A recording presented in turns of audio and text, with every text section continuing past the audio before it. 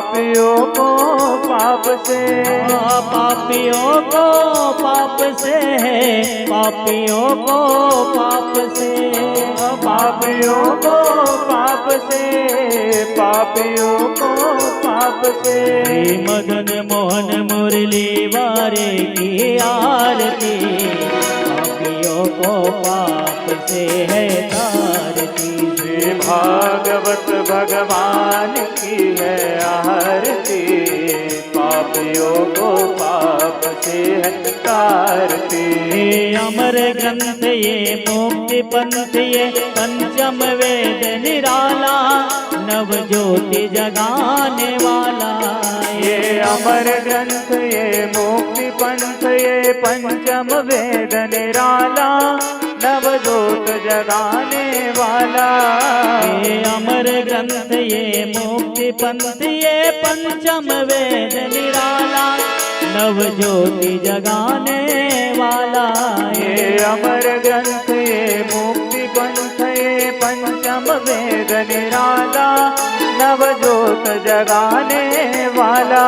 हरि नाम यही हरि ध्यान यही, हरि नाम यही हरि ध्यान यही, हरि नाम यही हरि ध्यान यही, हरि नाम यही हरि ध्यान यही। जग की मंगल की आरती, पापियों को पाप से है तारती। श्री भागवत भगवान की है आरती, पापियों को पाप से है तारती। श्याम सुंदर मुरली वारे की आरती, पापियों को पाप से है तारती। श्री श्याम सुंदर मुरली वाले की आरती, पापियों को पाप से है तारती। शांति गीत पावन पुनीत, पापों को मिटाने वाला, हरि दर्श कराने वाला। ये शांति गीत पावन पुनीत, पापों को मिटाने वाला, हरि दर्श कराने वाला। ये शांति गीत पावन पुनीत, पापों को मिटाने वाला, हरि दर्श कराने वाला। ये शांति गीत पावन पुनीत, पापों को मिटाने वाला, हरि दर्श कराने वाला। है सुख करनी है दुख हरनी, ये सुख करनी ये दुख हरनी, यह सुख करनी यह दुख हरनी, ये सुख करनी यह दुख हरनी। हे मधुसूदन की आरती, पापियों को पाप से है तारती। श्री भागवत भगवान की है आरती, पापियों को पाप से है तारती। श्याम सुंदर मुरली वारे की आरती, पापियों को पाप से है तारती। श्री श्याम सुंदर मुरली वाले की आरती, पापियों को पाप से है तारती। मधुर बोल भव बंद खोल, सन्मार्ग दिखाने वाला, बिगड़ी को बनाने वाला। ये मधुर बोल भव बंद खोल, सद्मार्ग दिखाने वाला, बिगड़ी को बताने वाला। ये मधुर बोल भव बंद खोल, सन्मार्ग बताने वाला, बिगड़ी को बनाने वाला। ये मधुर बोल भव बंद खोल, सद्मार्ग दिखाने वाला, बिगड़ी को बनाने वाला। प्रभु राम यही प्रभु श्याम यही, प्रभु राम यही प्रभु श्याम यही, ओ मेरे राम यही मेरे श्याम यही, मेरे राम यही मेरे श्याम यही। यह प्रभु महिमा की आरती, पापियों को पाप से है तारती। श्री भागवत भगवान की है आरती, पापियों को पाप से है तारती। श्याम सुंदर मुरली वारे की आरती, पापियों को पाप से है तारती। श्री श्याम सुंदर मुरली वाले की आरती, पापियों को पाप से है तारती। कर्पूर गौरम करुणावतारम संसार सारम भुजगेन्द्रहारम सदा वसन्तं हृदयारविन्दे भवं भवानी सहितं नमामि। त्वमेव माता च पिता त्वमेव, त्वमेव बन्धु च सखा त्वमेव, त्वमेव वेद्या द्रविणं त्वमेव, त्वमेव सर्वं मम देव देव। हरे राम राम राम हरे हरे। हरे कृष्णा कृष्ण कृष्ण हरे हरे। हरे राम राम राम हरे हरे। हरे कृष्णा कृष्ण कृष्ण हरे हरे। हरे राम राम राम हरे हरे। हरे कृष्ण कृष्ण कृष्ण हरे हरे। हरे राम राम हरे हरे। हरे कृष्ण कृष्ण कृष्ण हरे हरे।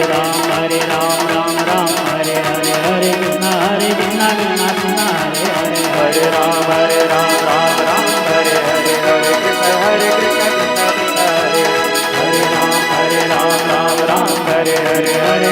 हरे कृष्ण कृष्ण कृष्ण हरे हरे। हरे राम राम हरे हरे। हरे कृष्ण कृष्ण कृष्ण हरे बोलो बांके बिहारी लाल की। श्रीमद् भागवत महापुराण की जय हो। अपने अपने स्थान में परिक्रमा करेंगे। ओम यानि कानि च पापानि जन्मान्तरकृतानि च तानि सर्वाणि नश्यन्तु प्रदक्षिणानां पगे पगे। भगवान जी को आरती दिखा करके हाथों में अक्षत पुष्प ले लेंगे। हाथों में अक्षत पुष्प ले।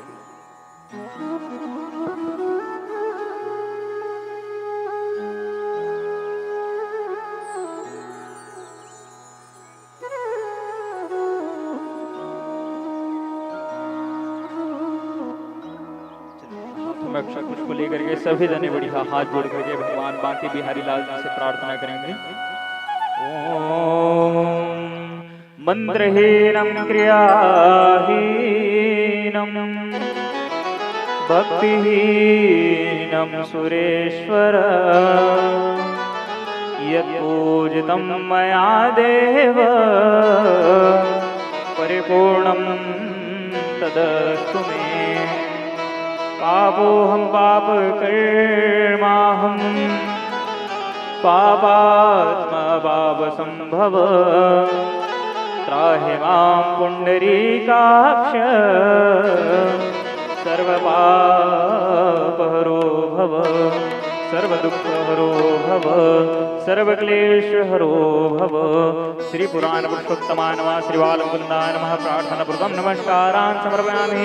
अक्षतं पुष्पं समर्पयामि। मंत्रपुष्पांजलिं समर्पयामि। बोलो बांके बिहारी लाल की। श्रीमद्भागवत महापुराण की। व्यास नारायण भगवान की। श्री सुखदेव जी महाराज की जय। चलिए यथा स्थान बैठ करके बढ़िया भगवान के कथा का रसपान करेंगे। श्री राधे श्री राधे राधे श्री राधे श्री राधे श्री राधे राधे श्री राधे श्री राधे राधे राधे श्री राधे।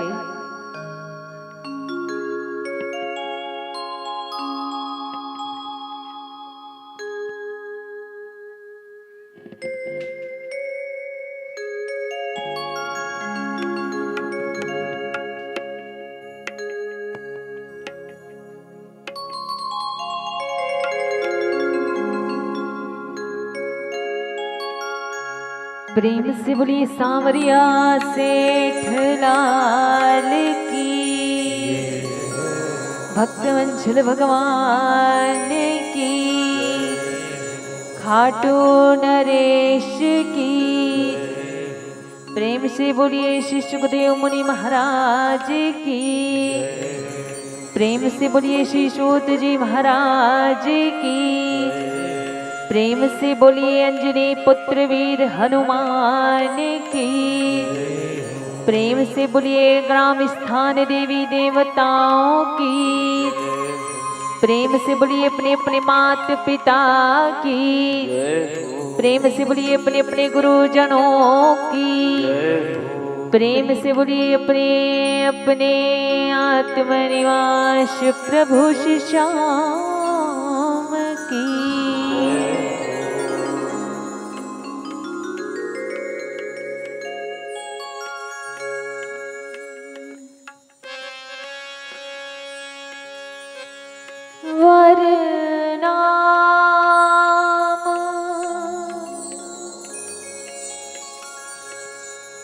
अर्थ साधारण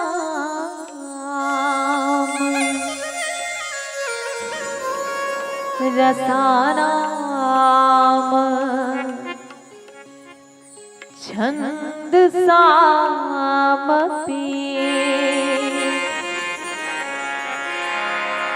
मंगलानाम चकर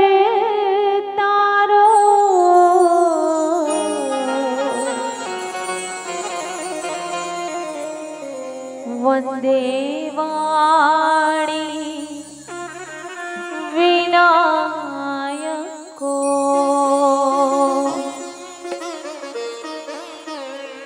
नमो ब्रह्मण देवाय गो ब्रह्मण हितचाय जगद्धिताय कृष्णाय गोविंदाय नमो नमः। छवे ललित कमल कोटि सम नवनीलांबर धारिणी शशि बदन कंज विलोचनी श्री चंद्रिका मृदुहासिनी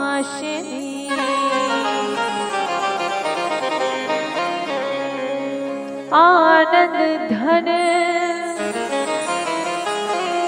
गोविंद मन मंदिर अनन्य निवासिनी घनश्याम धन हित चाते की धन श्याम धना हित मोरनी जय जय श्री राधे जय जय श्री राधे जय जय श्री राधे। ओम नमो पार्वते पते नमः महादेव नमः। प्रेम से बोलिए बांके बिहारी लाल की श्रीमद् भगवत महापुराण की। आइए सर्वप्रथम आप सभी को दिल से धन्यवाद करते हैं। धन्यवाद क्यों? मनुष्य जब अपने जीवन के अंतिम समय का श्वास लेता है उस मरते हुए व्यक्ति को गीता सुनाने के लिए ब्राह्मण को बुलाया जाता है। हाँ कि ना, है ना? और आप सभी के कृपा से, आप सभी के सहमत से, आप सभी के सहयोग से हमें आज अभी और इसी क्षण प्राणों को मुक्ति देने वाली श्रीमद् भागवत गीता का कथा का रसपान करने का, कथा कहने का और सुनने का शुभ अवसर प्रदान दिया। कहते हैं ना, कल करे सो आज। अंत समय हमें कथा सुनने को, भगवत गीता सुनने को प्राप्त हो ना हो कौन जाने, पर आप सभी महिलाओं ने, आप सभी माताओं ने, आप सभी ग्रामवासियों ने एक दूसरे को कथा सुना दी जीते जी। बताओ, इससे बड़ा कोई पुण्य का काम हो सकता है? और इस कथा को कहने के लिए आपने हमें आमंत्रित किया, हमें बुलाया। मतलब हमारा भी भाग्य खुल गया कि प्रभु की कथा हम आपके गांव में दोबारा आए। एक साल पहले आए थे और एक साल बाद। देखो, प्रभु की कृपा ऐसी है कि सही सलामत सबको रखे और हमको भी रखे। तो चलते हैं उसी प्रभु का कथा श्रवण करने के लिए। उससे पहले मैं आप सभी ग्रामवासियों का फिर से धन्यवाद करना चाहूंगी कि आप जो माताएं, जो प्रेम समिति है, श्री कृष्ण और राधा की प्रेम समिति, उनकी प्रेम की महिमा ऐसी है कि कोई था नहीं लगा सकता।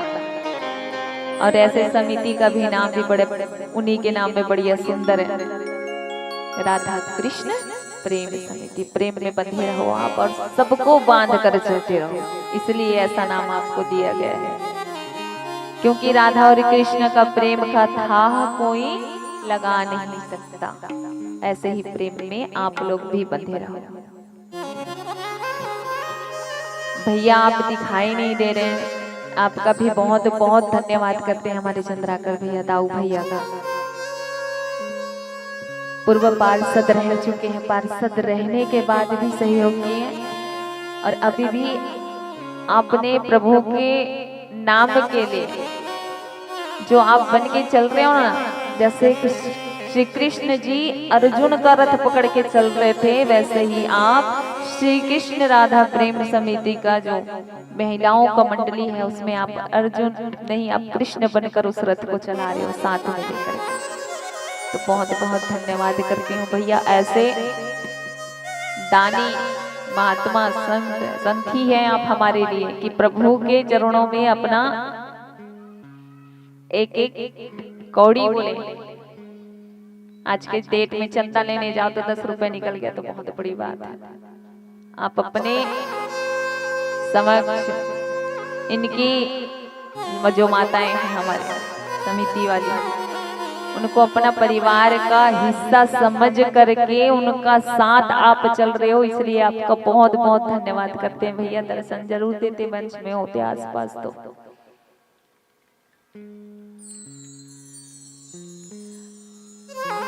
धन्यवाद करते हैं समस्त कुगदा ग्रामवासी के लोगों को, माताओं को, पिताओं को, दशरथ जैसे पिता को,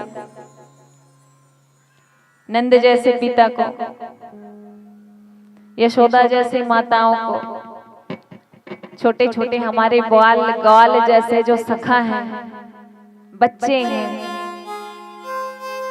आप सभी का धन्यवाद करते हैं। सुंदर सुंदरी गोपियों जैसी जो हमारी बहनें हैं, आप सभी का धन्यवाद करते हैं। और धन्यवाद का पात्र आप सभी को बनाते हैं भाई कि हमको यहाँ पर बुला के फिर से बैठे। आप सभी, और एक बार जोरदार ताली इनके लिए बजाओ जो ऐसे पुत्र को जिन्होंने जन्म दिया है, क्योंकि परमात्मा हाँ वही तो बोल रही हूँ, ऐसे पुत्र को उन्होंने जन्म दिया है हमारे पार्षद भैया। उनकी माता है, नाम नहीं जानती लेकिन माता है, और माता की कृपा जिन पर हो जाए उनकी नैया डूबती नहीं है, उबर जाती है। धन्यवाद करते हैं हमारे साउंड वाले भैया का, क्योंकि इनके माध्यम से हमारी जो वाणी है, हमारी आवाज जो है आप तक पहुंच पा रही है। धन्यवाद करते हैं हम हमारे संगीत वाले भैयाओं का, जिनके माध्यम से हम आपको बांध करके चलते हैं। धन्यवाद हम करते हैं हमारे कैमरा वाले भैया जो जांजगीर चांपा से आए हैं, सब दूर दूर से आए हैं, कोई आसपास के नहीं है, जिनके माध्यम से आप तो बैठ करके यहाँ कथा सुन रहे हो, और जिनकी किस्मत अच्छी हो अपने घर पर भी बैठ के कथा सुन रहे हैं, है ना। फिर धन्यवाद करते हैं हमारे हर्ष भैया का, छोटा भाई हमारा, पूजा पाठ में बढ़िया ध्यान दे रहे हैं। आजकल के बच्चे इस लाइन में कहाँ चलते हैं, है ना। फिर धन्यवाद करती हूँ मेरी चाची माँ, मेरी गुरु माँ।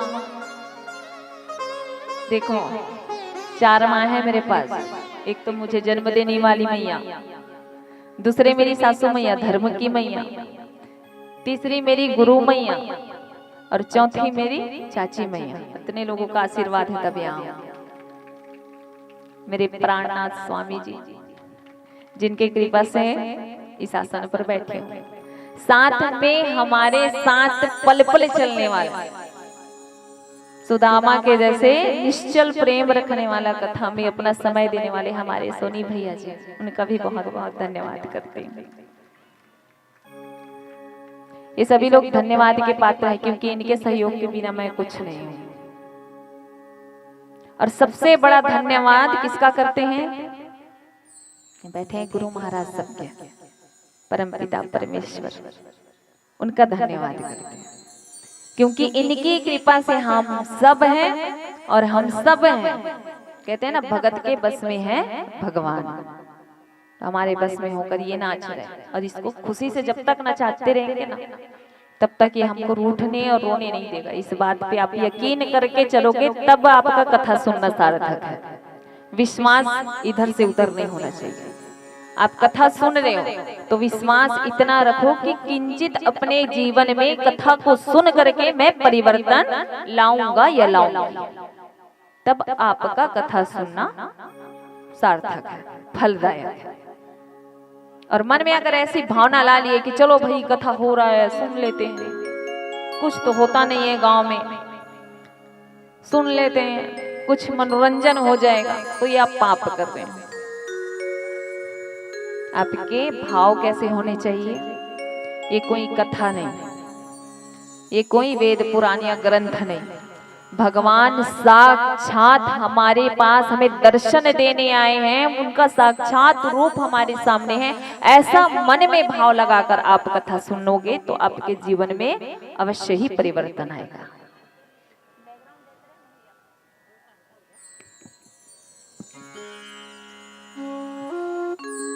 आइए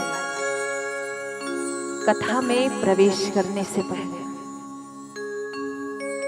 अपने आप को भजन में जोड़ते हैं, क्योंकि भजते भजते जो है ना, ये बुद्धि है प्रभु के चरणों में लगता है, ये बुद्धि है वो कथा में लगता है। और जहां तक मेरी आवाज जा रही है, कुगदा के समस्त ग्रामवासियों से प्रभु की तरफ से आमंत्रण है कि आप जहां कहीं भी हो, आप सभी कथा स्थल में पहुंच करके अपना जीवन धन्य बनाएं। राधे राधे।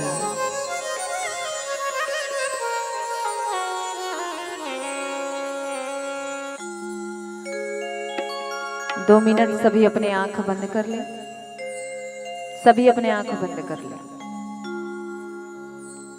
3 बार ओम नमः शिवाय का जाप करेंगे। एक लंबी सांस ले लो और छोड़ो। दूसरी बार लंबी सांस लेते हुए 3 बार ओम नमः शिवाय का जाप करना है।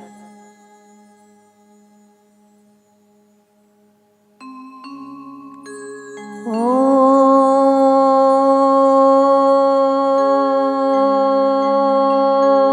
नमः शिवाय।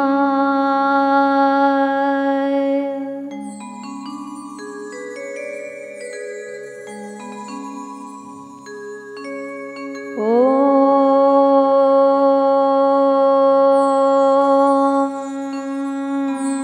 नमः शिवाय।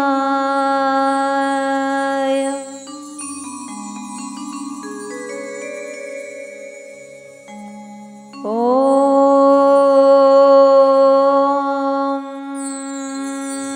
नमः शिवाय।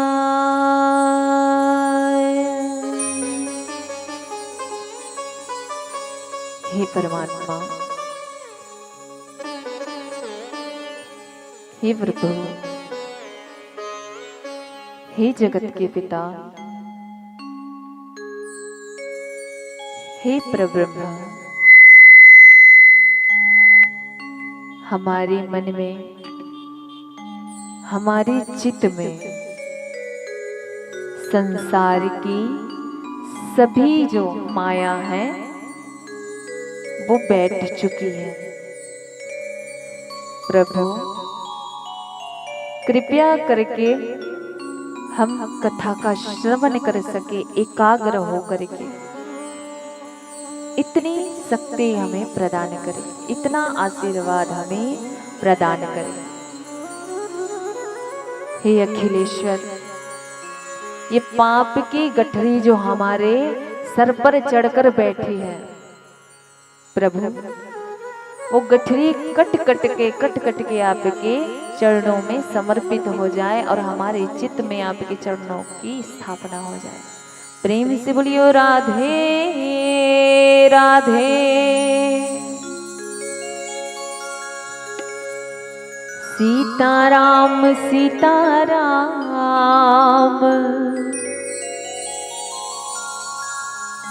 सीताराम कहिए,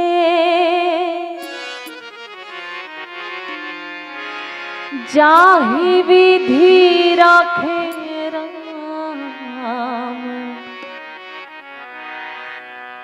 ताहि ताहि विधि रही। मेरी बुरी आदत क्या है बताओ तो?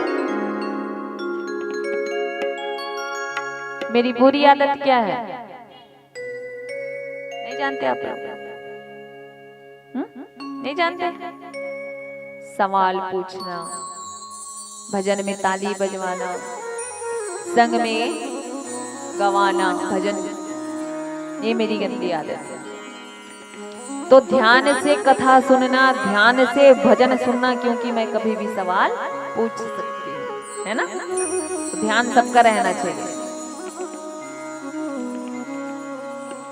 सीताराम सीताराम सीताराम कहिए, सीताराम सीताराम सीताराम कहिए, जाहि विधि राखे राम, ताहि विधि रहिए। सीताराम सीताराम सीताराम कहे, जाहि विधि राखे राम, ताहि विधि रहिए। सीताराम सीताराम सीताराम कहिए, जाहि विधि राखे राम, ताहि विधि रहिए। सीताराम सीताराम सीताराम कहे, जाहि विधि राखे राम, ताहि विधि रहिए।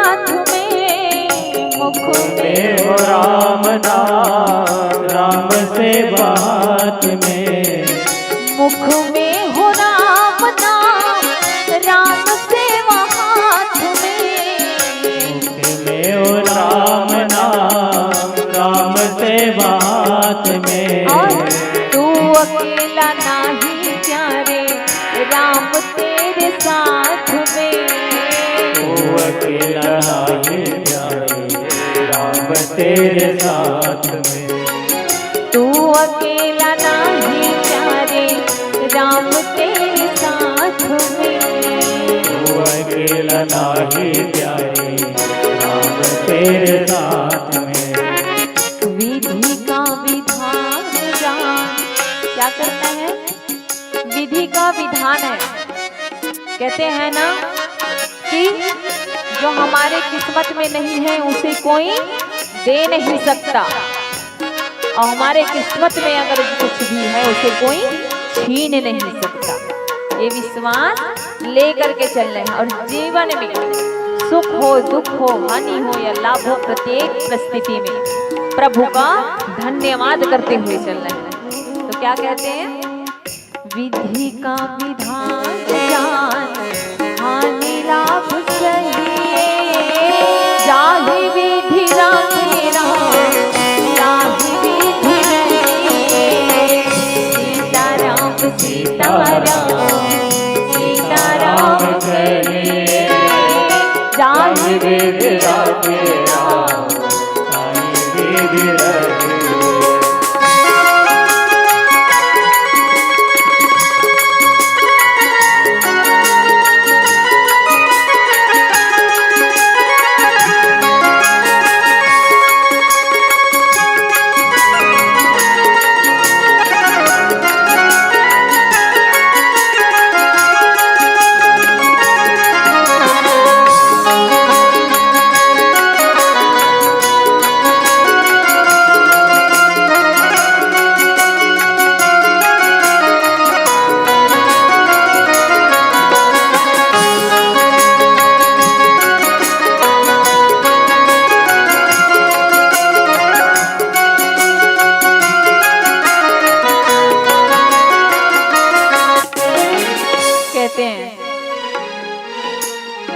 जो अभिमान करता है वो क्या होता है?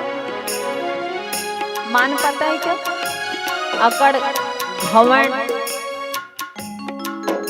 अभिमान करना, वहां कुछ नहीं होता। जो अभिमान करता है, अकड़ करता है, घमंड खाता है, ईर्ष्या रखता है, द्वेष रखता है, जलन रखता है, वो व्यक्ति जीवन में कभी कहीं से मान नहीं पा सकता। लेकिन हम जैसे, हमको जो बुरी लगती है वो चीज अगर हम दूसरों के लिए इस्तेमाल ना करें, हमें कोई गाली देगा अच्छा लगेगा क्या? हमारे बारे में कोई चुगली करेगा, बुरा बोलेगा तो अच्छा लगेगा क्या? हमारे लिए हमको अच्छा नहीं लगता, तो हमारे मन में भाव कैसा होना चाहिए कि जो चीज हमको अच्छी नहीं लग रही है वो सामने वाले को भी अच्छी नहीं लगेगी। तो कभी किसी का दिल दुखाते हुए नहीं चलना है, और जो अभिमान करता है वो कभी मान पा नहीं सकता। कहते हैं क्या? या अभिमान तो फिर मान नहीं पाएगा, या अभिमान तो फिर मान नहीं पाएगा, किया अभिमान तो फिर मान नहीं पाएगा, अभिमान तो फिर मान नहीं पाएगा।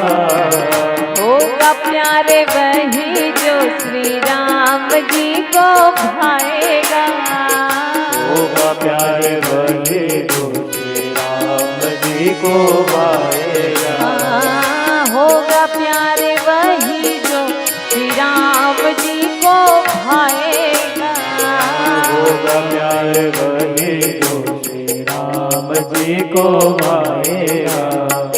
फल आशा त्याग कर शुभ काम करिए, फल आशा त्याग कर शुभ काम करिए, जाहि विधि राखे राम, ताहि विधि रहिए।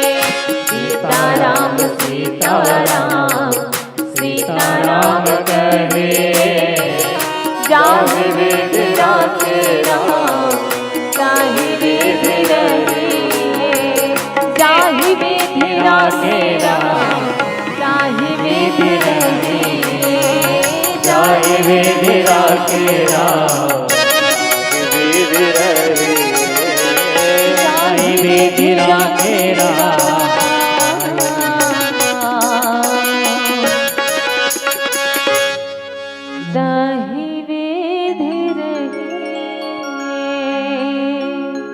प्रेम से बोली बाल कृष्ण महाराज की। चले आज की कथा में प्रवेश करें। आज की कथा भक्ति ज्ञान वैराग्य का है। आज की कथा जो जीवन प्रयत्न पाप करने वाला मनुष्य मरने के बाद भी प्रेत आत्मा योनि में जाने के बाद भी कैसे मोक्ष मिलता है, उनको कैसे मोक्ष पाता है। आज की कथा बहुत बड़ी बात है, समझने की बात है। हम तो जीवित बैठे हैं ना यहाँ कथा सुनने के लिए, पर मृत्यु के बाद भी अगर ये कथा हम उनके नाम से करा रहे हैं, परिजन हो गए, हमारे पितृगण हो गए, हमारे कुल हो गए, बीते गए हुए पूर्वज लोग, कई लोग कराते हैं ना, बरसी भागवत कराते हैं, श्राद्ध भागवत में। तो ये क्यों कराते हैं? क्योंकि श्रीमद् भागवत का आश्रय जीते ही जीने नहीं, मरने के बाद आत्मा को भी मिलता है, मोक्ष मिलता है कथा सुनने से, कथा श्रवण करने से। इतनी कृपा है श्रीमद् भागवत की। तो ये कथा एक जन, आप लोग जो सुन रहे हैं ना कथा यहाँ बैठ करके, और जो बाहर से भी सुन रहे हैं, जिनको कान में सुनाई दे रहा है, दूर से जो कार्य में व्यस्त है लेकिन कथा सुन रहे हैं, कथा में ध्यान है। यहाँ पे चींटी है, कीड़े हैं, मकोड़े हैं, हर प्रकार के जीव हैं। सभी जीव हमसे अलग नहीं है, हमसे परे नहीं है। 5 तत्व से चींटी बनी है, बिल्ली बनी है, कुत्ता बना है, हाथी बना है, घोड़ा बना है, और 5 तत्व से हम भी बने। ये कथा सुनने का शुभ अवसर आपको भी प्रदान हो रहा है और हमें भी हो रहा है और उस जीव को भी हो रहा है। तो क्या एक जन्म का पुण्य है? सोच रहे हो आप लोग जो कथा सुनने बैठे हो, ये एक जन्म का पुण्य नहीं है जिसमें आप लोग 3 साल से भागवत सुनते आ रहे हैं। अनेक जन्म लेते हैं, अनेक 84 लाख योनि में भटकने के बाद हमें मनुष्य तन मिलता है। और इस 84 लाख योनि में पता नहीं हमने कौन से पाप किए, कौन से पुण्य किए, लेकिन पुण्य तो बड़े किए होंगे, तभी हमको कथा सुनने का शुभ अवसर प्रदान हो रहा है, शुभ अवसर हमें मिल रहे हैं, कृपा कर रहे हैं प्रभु जी।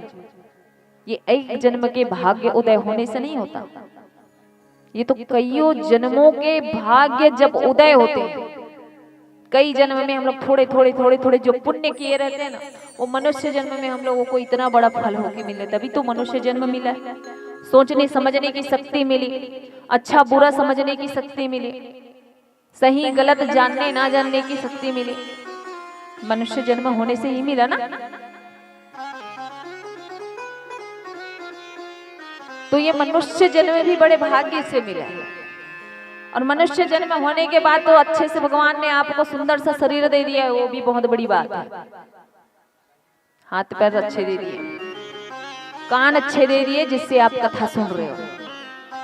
तो अपने शरीर के प्रत्येक अंग है, उस शरीर को प्रभु के चरणों की तरफ मोड़ दो, क्योंकि ये जन्म मिला है प्रभु की कथा सुनने के लिए, कहने के लिए, अच्छे कर्तव्य करने के लिए, अच्छे काम करने के लिए। तो कथा जो हम आप बैठ करके यहाँ पे सुन रहे हैं, कह रहे हैं, वो अनंत जन्मों के हमारे जो भाग्य है वो खुले हैं, तब हम आपको कथा कह पा रहे हैं और आप हमारी कथा सुन पा रहे हैं। आप सबका भाग्योदय हुआ और कथा सुन करके अपना किस्मत और चमका रहे हो आप। भगवत कथा ऐसी है। पर कलयुग के जो लोग हैं ना, वो कहाँ हैं? कलयुग के अंदर प्रभाव क्या है? ज्यादा प्रभाव क्या है कलयुग में? छोड़ ना का सुन वो विहिता है नहीं। हाँ अरे काली तो ओकर कथा सुनत रही ओदे गांव में होत रही से अरे कत्ती बीच बीच सुनत रही बे आते है ना भाव ऐसा। बताओ बड़े बड़े संत ज्ञानी जो हैं प्रभु की कथा को सुन करके और सुनने की जिज्ञासा जताते हैं संत मुनि लोग। और हम मनुष्यों को देखो उनसे बढ़ के हो गए हैं ना। कौन कौन हो गए कैसे कविता ऐसे ऐसे करा था।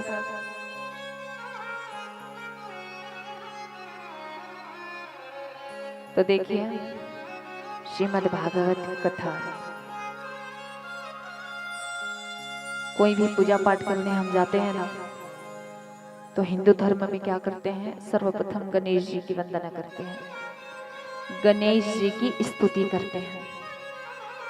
पर भगवत ऐसा है श्रीमद् भागवत जी ऐसे हैं कि सबसे पहले सत्य की चर्चा की गई है स्तुति की गई है वंदना की गई है सत्य की सत्यम परम धीमहि।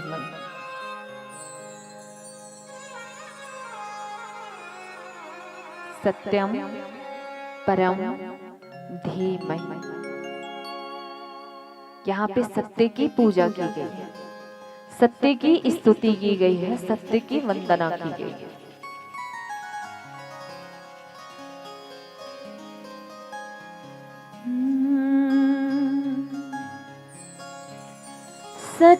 सच्चिदानंद रूपाया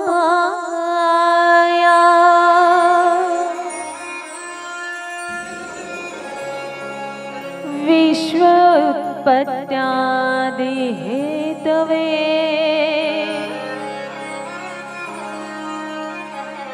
तापत्राय विनाशाय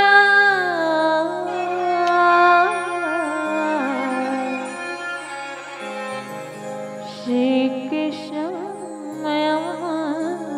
नमः।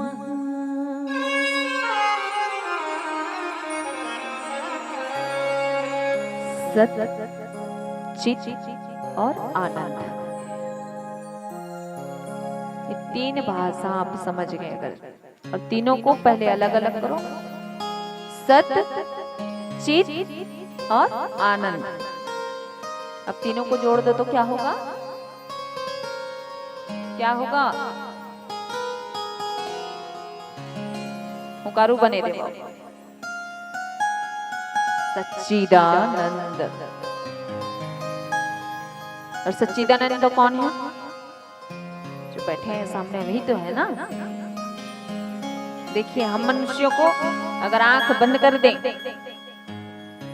आंखों के सामने अंधेरा अंधेरा होगा बिना लाइट प्रकाश। अभी लाइट बंद कर देंगे तो आप हमें देख नहीं पाओगे देख लोगे पूरा अंधेरा हो जाएगा हम आपको नहीं देख पाएंगे।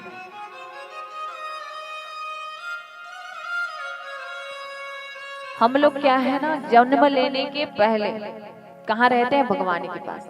अच्छे से समझना इस बात को सूक्ष्म जीव के रूप में माँ के गर्भ में आने के पहले कहाँ रहते हैं प्रभु के पास सूक्ष्म जीव के रूप में। प्रभु से हम आते हैं कहाँ माँ के गर्भ में। प्रभु की आज्ञा हमें होती है तो हम आते हैं माँ के गर्भ में। पर माँ के गर्भ में इतनी कष्ट होता है इतना पीड़ा भविष्य में कहीं और नहीं। क्योंकि हम जब छोटे से जीव रहते हैं ना पेट के अंदर छोटे छोटे कीड़े होते हैं उसको काटते हैं नोचते हैं उस जीव को। भगवान से हम लोग बड़ी प्रार्थना करते हैं ये भगवान हमको यहाँ से जल्दी निकालो। बाहर आकर के ऐसा भजन करेंगे कीर्तन करेंगे दुनिया भर के भगवान से। अब इतना प्रार्थना करता है भगवान तो है भाई हृदय उनका कोमल है अपने भक्तों को दुख में नहीं देख सकता। भगवान से वादा कर ले तो ले लेते हैं कर लेते हैं बढ़िया है फिर जाओ भेज देते हैं मनुष्य जन्म लेने के बाद भूल जाते हैं। लेकिन देखो हम आए माँ के गर्भ में जन्म हुए तो हमें आवश्यकता पड़ी माँ और बाप के प्यार की। थोड़े से बड़े हुए भाई बहन के शरण में आ गया, खेले कूदे बड़े हो गए।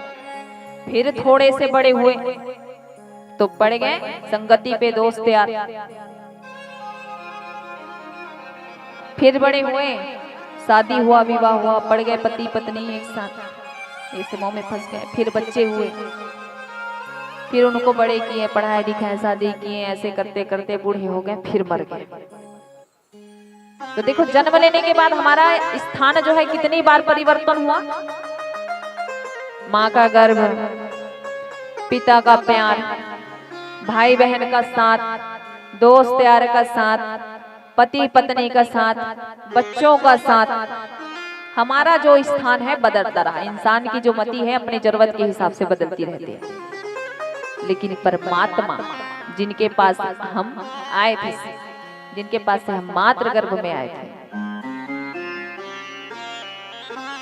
और अंत में सब क्रियाओं को करने के बाद भी जाएंगे कहाँ? उन्हीं के पास। वो यही है। हम लोग घूम रहे थे, हम लोग ऐसे घूम रहे थे, और मरने के बाद भी कहाँ जाएंगे? वही। तो जो स्वयं इस प्रपंच शरीर पूरे ब्रह्मांड को चलाने वाला सृष्टि के रचयिता परमात्मा, जो खुद स्वयं चित है, प्रकाश है और आनंद है, उन्हें कभी किसी प्रकाश की जरूरत नहीं पड़ती, किसी की साथ की जरूरत नहीं पड़ती। जरूरत हमारा बदलता जाता है, उस प्रकाश के पास हम फिर जीव रूप में पहुंच जाते हैं। उसे कहते हैं सत्य, क्योंकि हम झूठ हैं। क्या है? हम लोग झूठ हैं। जो देख रहे हैं वो क्या है? माया। पिक्चर टीवी देखते हैं, मोबाइल देखते हैं, सीरियल देखते हैं, बिल्कुल वो सीरियल टीवी में चल रहा है और ये एक सीरियल यहाँ चल रहा है। तो हम लोग बदलते जाते हैं, बदलने की जरूरत उनको नहीं है। उसे कहते हैं सत्य। सत्य को कभी बदलने की जरूरत नहीं पड़ती, और झूठ को बार बार बदलने की जरूरत पड़ती है। बार बार किसी की सहायता की जरूरत पड़ती है। तो हम है झूठ और वो है सत्य। सत्य की परिभाषा आप लोग समझ गए। अब जानते हैं चित्त के बारे में। चित्त क्या होता है? प्रकाश। अभी थोड़ी देर पहले बोली ना कि आंख बंद कर लो कुछ दिखाई नहीं देगा। पर वो परमात्मा जो है उसे किसी से प्रकाश लेने की जरूरत नहीं, किसी से उजाला लेने की जरूरत नहीं। जो स्वयं प्रकाश स्वरूप है वो है चित्त। पूरे संसार में जो प्रकाश फैला रहे हैं कौन है? अंधेरा भी करेगा कौन? अभी अंधेरा है, कौन किया? आपके आपके आपके जो संसार को समय पर चलाने वाला स्वयं प्रकाश स्वरूप परमात्मा है, वो है चित्त। अब जानते हैं आनंद के बारे में। आनंद किसमें है? बढ़िया बढ़िया खाने को मिल जाए आनंद है ना? बढ़िया बढ़िया खाने को मिल जाए आनंद है। एकदम मखमली गुदगुदे बिस्तर पे शयन करने के मिल जाए, सोने को मिल जाए, उसमें आनंद है ना? अरे मेरा घर जले चलेगा, आधा घर चलेगा, मेरा आधा घर जल गया चलेगा, लेकिन पड़ोसी का पूरा घर चल गया। मेरा आधा घर जला चल गया, लेकिन पड़ोसी का जब पूरा घर जल गया अच्छा हुआ। इसमें आनंद है। किसमें आनंद है? किसमें आनंद है? हम लोग बाहर ढूंढते हैं ना आनंद। इसका बिगड़ जाए तो मजा आएगा, इसका बन जाए तो कोई नहीं चाहता। भाई ये कलयुग है, इतना तो हम भी जानते हैं। अरे भाई इसका भी बढ़िया बन जाए, ये आगे चला जाए, आगे निकल जाए, तरक्की करे। पड़ोसी पड़ोसी के लिए चाहेगा? मुंह में राम राम। और ऐसे लोगों को मेरे प्रभु पसंद नहीं करते, ऐसे लोग उनको अच्छे नहीं लगते। कहते हैं निर्मल मन सो मोहि भावा, मोहि कपट छल छिद्र न भावा। कपट छल लेकर के आप अगर अभी बैठे हैं तो प्रभु पसंद करेंगे? आपकी हाजिरी नहीं चढ़ेगी। तो मन को साफ करके बैठो। अजी आनंद की बात कर रहे थे तो आनंद कहीं नहीं है, आनंद तो अंदर है, अपने आत्मा के अंदर, अपने शरीर के अंदर। जो आनंद स्वरूप स्वयं साक्षात हमारे अंदर जो विराजमान है प्रभु, उनको आप पहचान लो तो दुनिया में भटकने की जरूरत नहीं, संसार में मोहमाया भटकने की कोई जरूरत नहीं। कोई तन दुखी, कोई मन दुखी, कोई धन भी न रहत उदास, थोड़े थोड़े सब दुखी और सुखी राम के दास। देखिए हमारे पास लाख सुविधा क्यों ना हो, करोड़ों सुविधा क्यों ना हो, लेकिन हम कभी खुश नहीं रह सकते। पता है क्यों? क्यों? क्योंकि हमारे अंदर संतुष्टि नहीं। इंसान के पास जब ज्यादा धन आ जाता है ना तो वो तन से दुखी रहता है, बीमारी से दुखी रहता है। धन है, जिसके पास धन है वो मन से दुखी रहता है। भगवान, इससे तो अच्छा मैं पहले ऐसे था, इससे तो पहले मैं ऐसे अच्छा था। मन से दुखी है।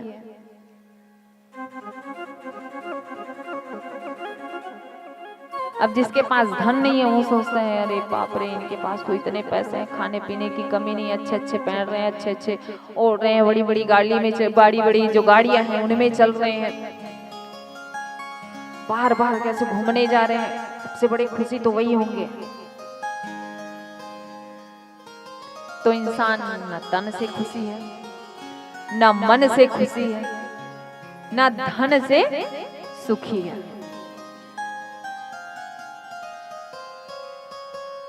सभी लोग ऐसे हो, कोई एक आध बोल दो छाती पर अपने हाथ, अरे मैं हूं यहाँ सबसे ज्यादा खुश। ब्रह्मा की बनाई हुई जो पृथ्वी है उसमें सबसे सुखी मैं ही हूं, केवल मैं। कोई बोल सकता है? तो कहते हैं क्या? कबीरा सब जग निर्धना, धनवंता नहीं कोई, और धनवंता सोए जाने, जाको राम नाम धन होए। तो इस संसार में सभी लोग दुखी हैं। कबीरा सब जग निर्धन, सब निर्धन है। ऐसे धन का क्या जिसके पास प्रभु का नाम का धन नहीं है। तो कबीरा सब जग निर्धना, धनवंता नहीं कोई, कोई धनवान नहीं है, सब भिखारी हैं हम लोग यहाँ। और सबसे बड़ा धनी कौन है? जिनके पास श्री रामचंद्र जी का, श्री कृष्ण जी का नाम का धन है, ऐसे लोग धनी हैं। प्रेम से बोलिए बांके बिहारी लाल की। तो चलते हैं। सबसे सुंदर पावन पवित्र क्षेत्र, जैसे आप लोग बैठे हैं ना, ऐसे पवित्र क्षेत्र है जिसे हम नैमिषारण्य क्षेत्र के नाम से जानते हैं। जिस जगह पर 88,000 जो संत हैं, बड़े बड़े संत, ऐसे संत जिनकी उम्र में 4 युग जो है वो चारों युग बदल चुके हैं, ऐसे बड़े बड़े संत। सतयुग, द्वापर, त्रेता, कलयुग, ऐसे कई युग बदल चुके हैं। ऐसे बड़े बड़े संत बैठे हैं नैमिषारण्य क्षेत्र पर। और उन जो संत हैं जिन्होंने अपने जीवन में 4 इंद्रियों को बदलते देखा है, ऐसे संत के समक्ष पधारे हमारे सूत जी महाराज। और सूत जी महाराज आए तो कितने वर्ष के हैं वो? 16 वर्ष।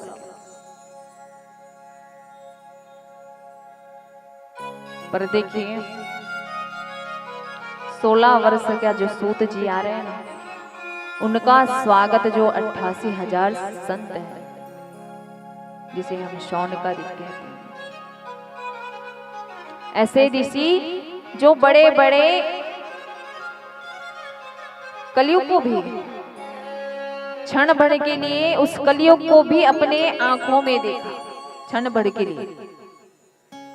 ऐसे संत देखो, उन 16 साल का जो सूत जी महाराज है उनका स्वागत कर रहे हैं। कोई करेगा हमारा?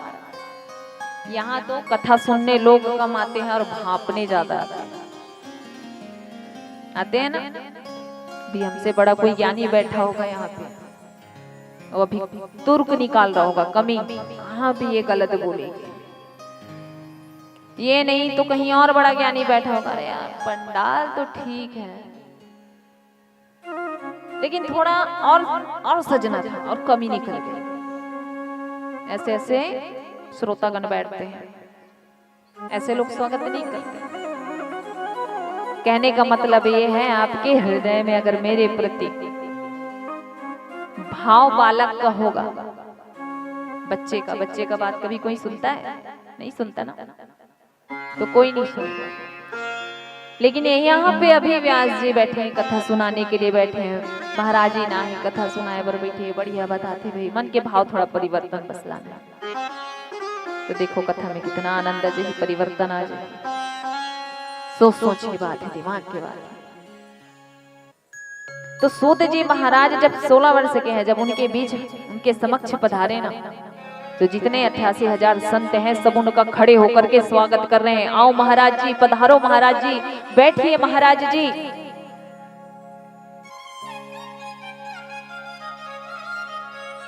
क्यों?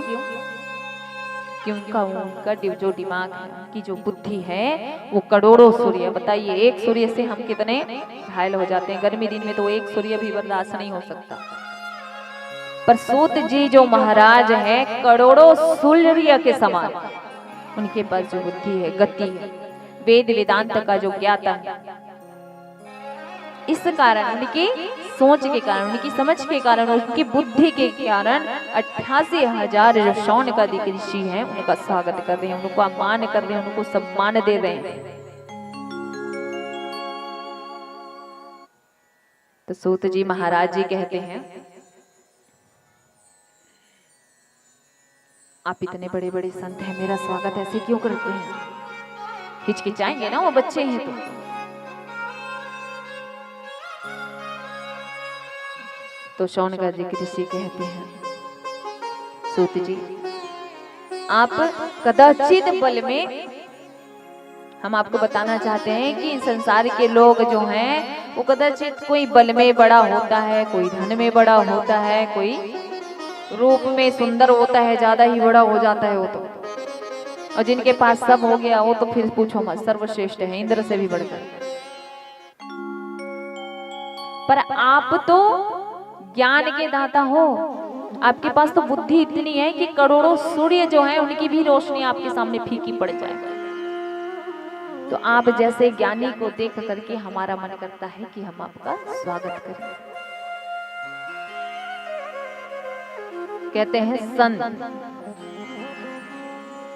संत के पास जाने से सवाल उचित पूछने चाहिए। थाली में पड़ा अन्न, थाली में आपको जितना भोजन करना है उतना ही अन्न लो, ले करके उसे व्यर्थ न करो। और साधु महात्मा का एक क्षण, ऐसे साधु महात्मा मिल गए, कहीं अचानक से मिल गए तो बड़ी भाग्य वाली बात है भाई, हर कोई ऐसे नहीं मिलते। आजकल तो कोई भी टीका लगा लिया और चले गए साधु बन गए। तो संत के पास जाकर के आप अपना जीवन धन्य बनाने का अगर सवाल पूछते हो तो वो अर्थ है, मेरा घर नहीं चल रहा है, मेरी बहू मेरी बात मान नहीं रही, मेरी सास मेरे साथ लड़ाई कर रही है, मेरा बेटा मेरा बात नहीं मान रहा है, ऐसी बात को लेकर के अगर आप किसी संत महात्मा के पास जा रहे हो तो वो व्यर्थ है। संत के पास तो जाकर के क्या पूछना चाहिए कि बताइए हम अपना जीवन धन्य कैसे बनाएं, बताइए हम प्रभु की सेवा में मन कैसे लगाएं, बताइए हम अपने जीवन को प्रभु के चरणों में समर्पण कैसे करें। ऐसे सवाल करने चाहिए। तो सूत जी महाराज जैसे शौनकादिक ऋषि हैं, वो सिर्फ सवाल किसके लिए? हमारे लिए, जीव के कल्याण के लिए, संसार के कल्याण के लिए। व्यर्थ का सवाल नहीं पूछे। सूत जी महाराज जी उनको देखकर कहते हैं 88,000 जो ऋषिगण शौनकादिक ऋषि हैं, वो कहते हैं हम तो वेद वेदांत में कुतुर्क नहीं निकाल रहे, कमी नहीं निकाल रहे, पर आपसे कुछ सवाल करने की हमें मन होता है, कुछ सवाल करना चाहते हैं हम आपसे। तो वो सवाल क्या है, आइए भजिया से भजन सुन लेते हैं, फिर सवाल को जानते हैं। प्रेम से बोली बांके बिहारी लाल की जय।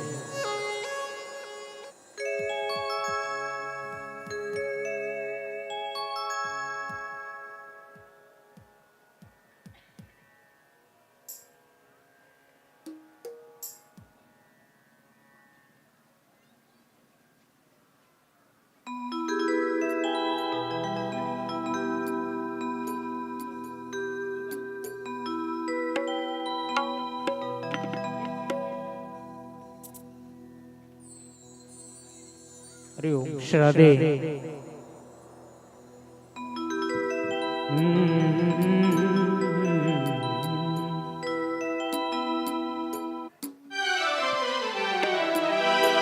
ओ कुछ दिन की तेरी जिंदगानी,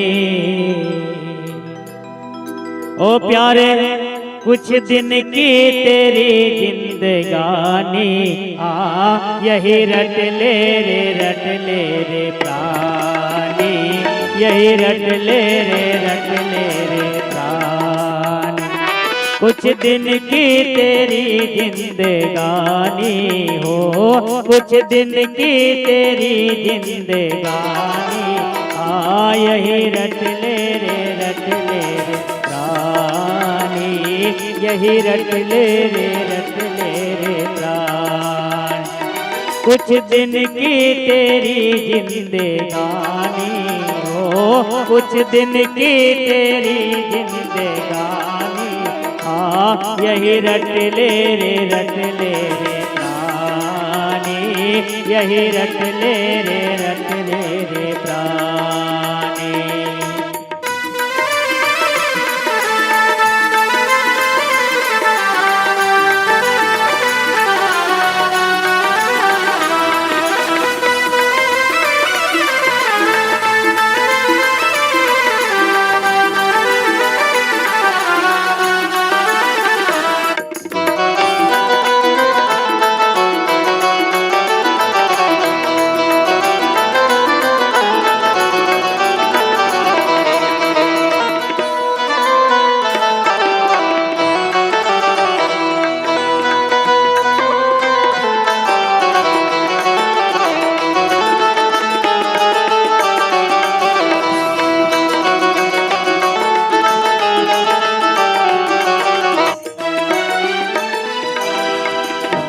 तेरी चोला है जिसको खूब सजाया है, सुंदर तेरी काया है जिसको खूब सजाया है। साप तेरा ये चोला है अंदर से मन मैला है, साप तेरा ये चोला है अंदर से मन मैला है।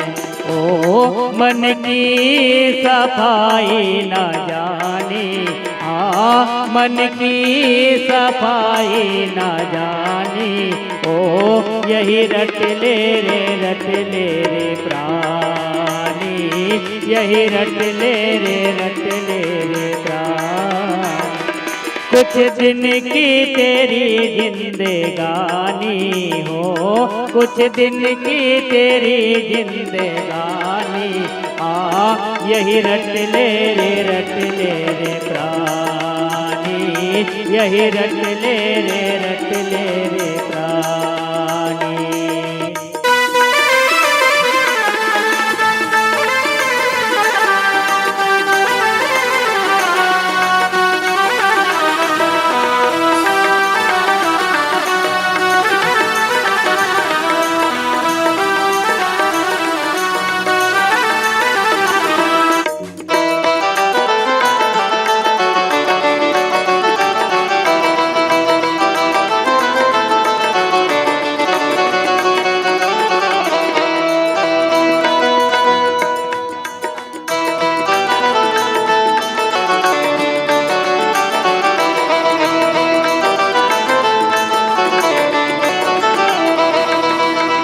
तूने खूब कमाया है लेकिन झूठी माया है। तूने खूब कमाया है लेकिन झूठी माया है। पल में रात अंधेरी है, आज मेरी कल तेरी है। पल में रात अंधेरी है, आज मेरी कल तेरी है। ओ माया तो है आनी जानी, हाँ माया तो है आनी जानी। ओ यही रट ले रे प्राणी, यही रट ले रे प्राणी। कुछ दिन की तेरी जिंदगानी, कुछ दिन की तेरी जिंदगानी। यही रट ले रे प्राणी, यही रट ले रे प्राणी। यही रट ले रे प्राणी, यही रट ले रे प्राणी। ओ यही रट ले रे प्राणी, यही रट ले रे प्राणी।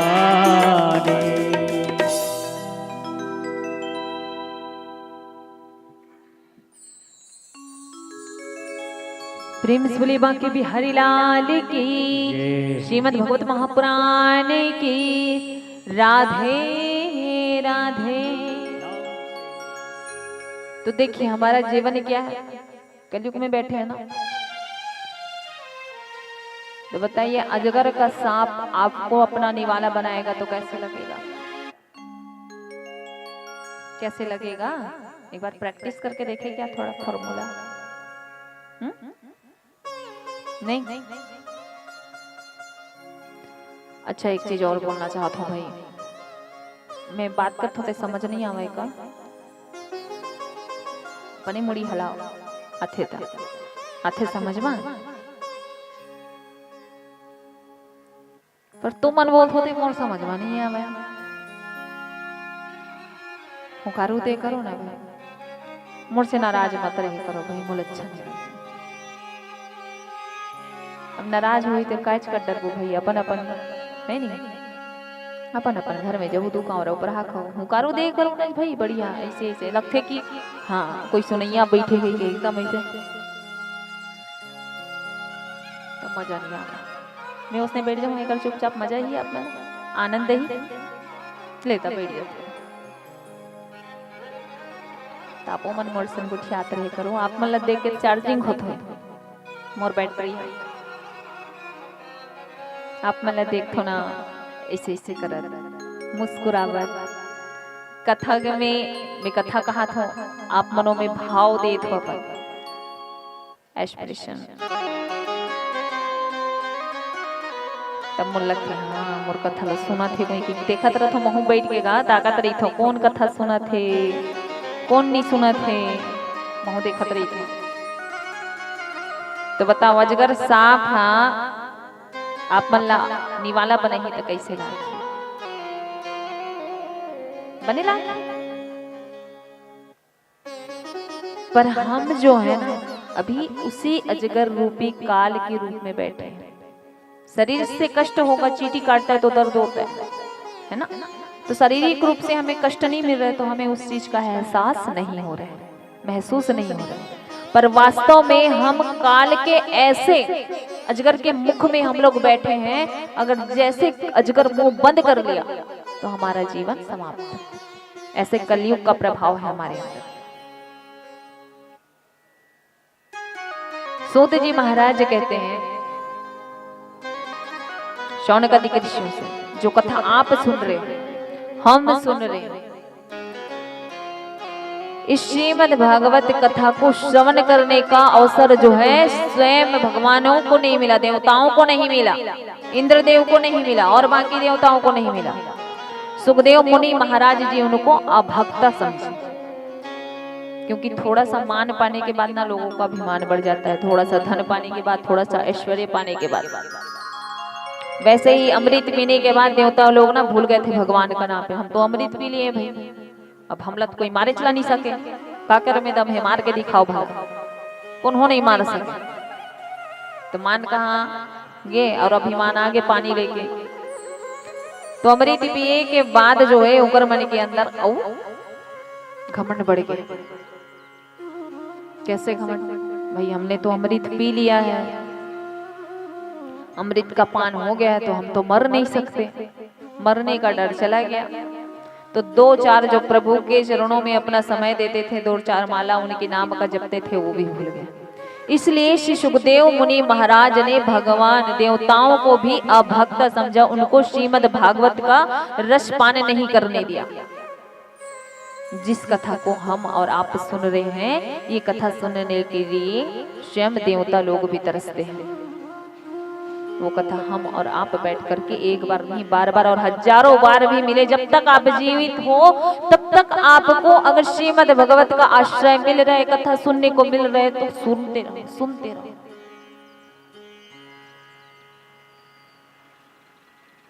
तो सूत जी महाराज कह रहे हैं कि सुखदेव मुनि महाराज जी जब कथा सुनाए ना, तो देवताओं को भी अभक्त समझे।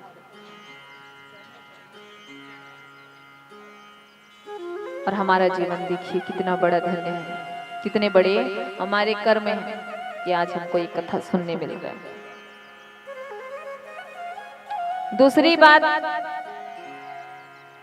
जैसा नैवेश्वरन क्षेत्र है ना, वैसे आप जहाँ पे बैठे हो, अब यहाँ की बात अलग है, पर कथा के लिए स्थान बताया गया।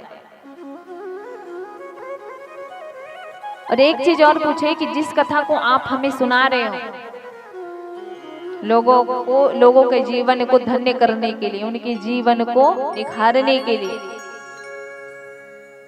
हम जैसे पापी आत्माओं को सद्गति प्रदान करने के लिए जो आप कथा सुना रहे हैं। अब हमने तो सुना है कि कथा का प्रचार प्रसार नारद जी ने किया, और ये कथा का अध्ययन अपने पिता ब्रह्मा जी से किया है, सनत कुमारों ने। पर हमने तो ये भी सुना है कि नारद जी जो है कभी एक जगह बैठते नहीं हैं। सुने हो सीरियल में देखो ना, नारद जी को नारायण नारायण करके यहाँ जाते हैं, वहां जाते हैं, यहाँ लड़वाते हैं, वहां भिड़वाते हैं, है? होता है ना, ऐसे देखे हो कि नहीं देखे? हम भी देखे। तो सूत जी महाराज कह रहे, सूत जी महाराज से पूछते हैं शौनकादि ऋषि जो हैं कि नारद जी ने इस कथा का श्रवण कैसे किया? भाई नारद जी तो एक जगह बैठने वाले नहीं है, और इस कथा को तो बैठ करके सुनना है, कथा के बीच उठ के नहीं जाना चाहिए, कथा को सम्मुख बैठ करके सुनना चाहिए, कथा को पीछे भी बैठकर नहीं सुनना चाहिए, पाप होता है। कथा में बैठ गए तो किसी के बारे में बुराई नहीं करना, किसी के बारे में बुरा नहीं सोचना। और एक चीज और, जब अपने घर से कथा सुनने के नाम से निकलते हो ना, उसी समय आपके हृदय में भगवान श्री कृष्ण का प्रकट हो जाता है, तब आप यहाँ तक पहुंच जाते हो।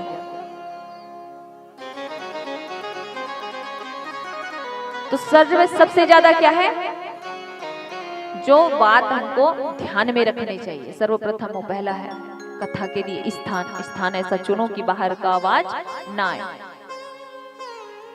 और ऐसा हो कि हमारा ही आवाज बाहर तक जाए, बाहर की आवाज हम तक ना आए। दूसरी बात है भागवत का गान।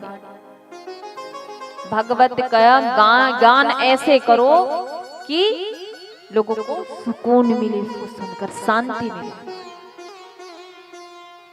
इतने प्यार से, इतने भाव से उसको गाओ। तीसरी बात है जो सबसे जरूरी है, आपका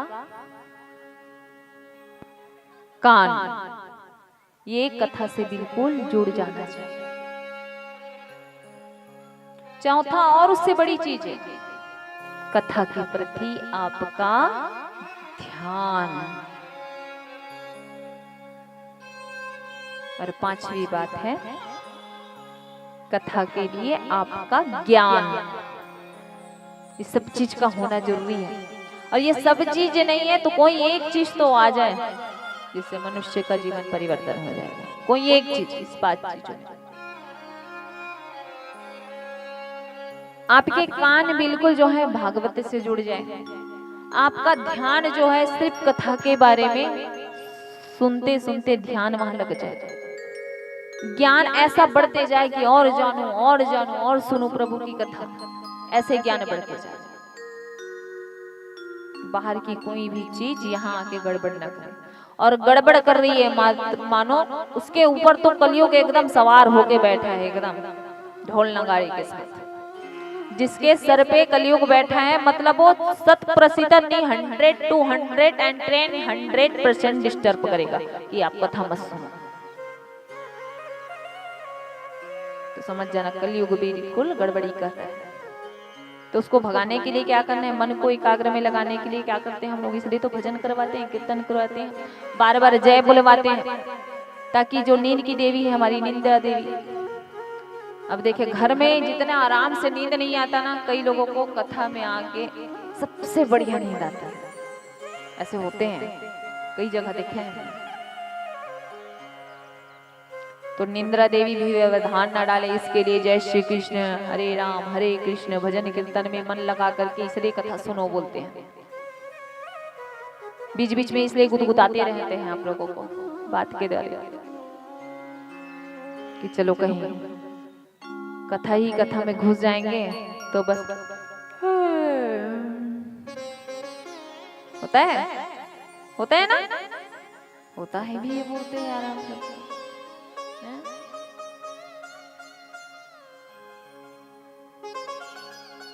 तो ऐसे ना हो करके थोड़ा सा हम लोग गुदगुदी करते रहते हैं आप लोगों को।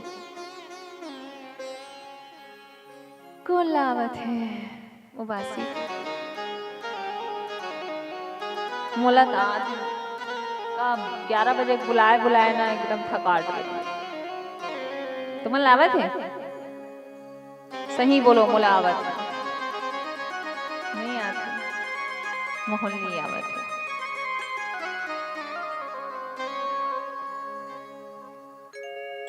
तो नारद जी एक जगह बैठ करके कथा कैसे सुने उसके बारे में हम जानते हैं। श्री सूत जी महाराज कह रहे हैं शौनकादिक ऋषियों से,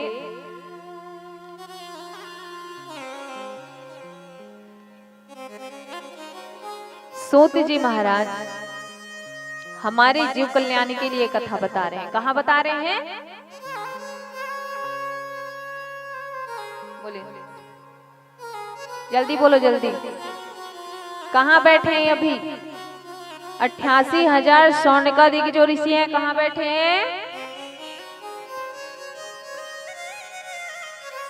गुड गुड, जोरदार तालियां।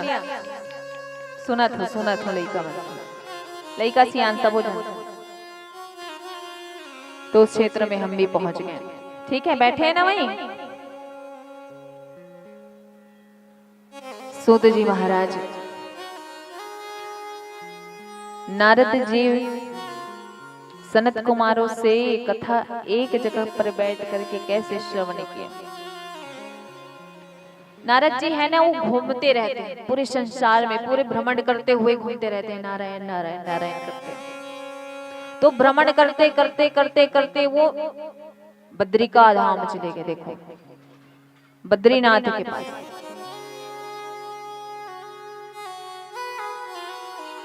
बद्रीनाथ से गए, घूमे फिरे, वहां से हरिद्वार चले गए, गंगा जी चले गए, यमुनोत्री चले गए, फिर आए घूमते फिरते कहाँ? वृंदावन धाम। वृंदावन धाम में जब आए पहुंचे तो उन्होंने एक कैतुक देखा। एक बड़ी विचित्र बात, एक नारी बैठी, एक माता बैठी है। देखो संत न किसी को परेशान नहीं दे सकते। संत कौन? जो आपके तकलीफ को साधे वो संत है। आपके बिना कहे आपके कष्ट को समझे उसका निवारण करे वो संत है। और नारद जी तो बड़े इतने बड़े संत हैं, वो तो जहाँ आग लगा नहीं है वहां लगाना कैसे वो भी आता है, और आग जहाँ जोरों की लग रही है वहां बुझाना कैसे है उसको भी करते। वो दोनों करते हैं। अब नारद जी तो हैं, माता जी को कष्ट में देखे चले गए। मैया क्या हो गया, कौन है आप? आपको देख के लगता है कि आप बहुत बड़ी दुख से गुजर रहे हैं, आपके जीवन में बहुत बड़ी तकलीफ है। तो माता है वो नारद जी से कहते हैं कि मेरा जो नाम है भक्ति है, देव ऋषि नारद जो हैं भक्ति माता के चरणों में प्रणाम करते हैं, क्योंकि भक्ति उसके हृदय में है, तभी तो नारायण के भक्त बने घूम रहे हैं। पर भक्ति माता कहती हैं अब संसार के लोगों के पास उतना समय नहीं है कि किसी के हृदय में भक्ति जागृत है। और यहां तक कि नारद जी मेरे पुत्रों को तो देखो, ज्ञान, भक्ति माता के पुत्र कौन है? ज्ञान, और दूसरा वैराग्य। अच्छे से याद रखे रहो, भक्ति माता के पुत्र कौन? ज्ञान और वैराग्य। माता तो बैठी है, लेकिन जो उनके दोनों पुत्र हैं वो मूर्छित अवस्था में पड़े, ज्ञान और वैराग्य। मतलब आप ये समझ लो कि 15-16 साल का जो बच्चा है अभी पहुंच गया 80-90 की उम्र में, मूर्छित होकर बूढ़ी अवस्था में, बिल्कुल बूढ़े, उनके शरीर में बिल्कुल कोई ताकत नहीं, ऐसी अवस्था में पड़े। तो भक्ति माता से पूछे क्या हो गया? भक्ति माता ने कहा कि कलयुग के लोगों में कहीं एक दूसरे के प्रति सम्मान नहीं, कहीं भक्ति नहीं है, कहीं भाव नहीं है, बस जिधर देखो उधर मारो काटो, एक दूसरे के ही प्रति, अपने ही अपने को मार रहे, अपने ही अपने को काट रहे, अपने ही अपने का गला दबा रहे, दूसरे की जरूरत नहीं है। कहीं पे भी भक्ति नहीं है, कहीं पे भी ज्ञान नहीं है, और कलयुग के प्रभाव से सभी की जो मति है वो कुचक्र में धंस चुकी है। इस कारण मेरे पुत्रों का ये हाल हुआ है। तो नारद जी कृपा करें, आप तो बहुत बड़े वेदांत के ज्ञाता हो, ब्रह्मा जी के पुत्र हो, आप चाहो तो कुछ भी हो सकता है, कृपया करके मेरे कष्ट की निवृत्ति करिए और मेरे पुत्र को ज्ञान और वैराग्य को स्वस्थ कर दीजिए। अब नारद जी ने जोरों से ताकत लगाई, वेद और वेदांत, वेद वेदांत एक तरफ,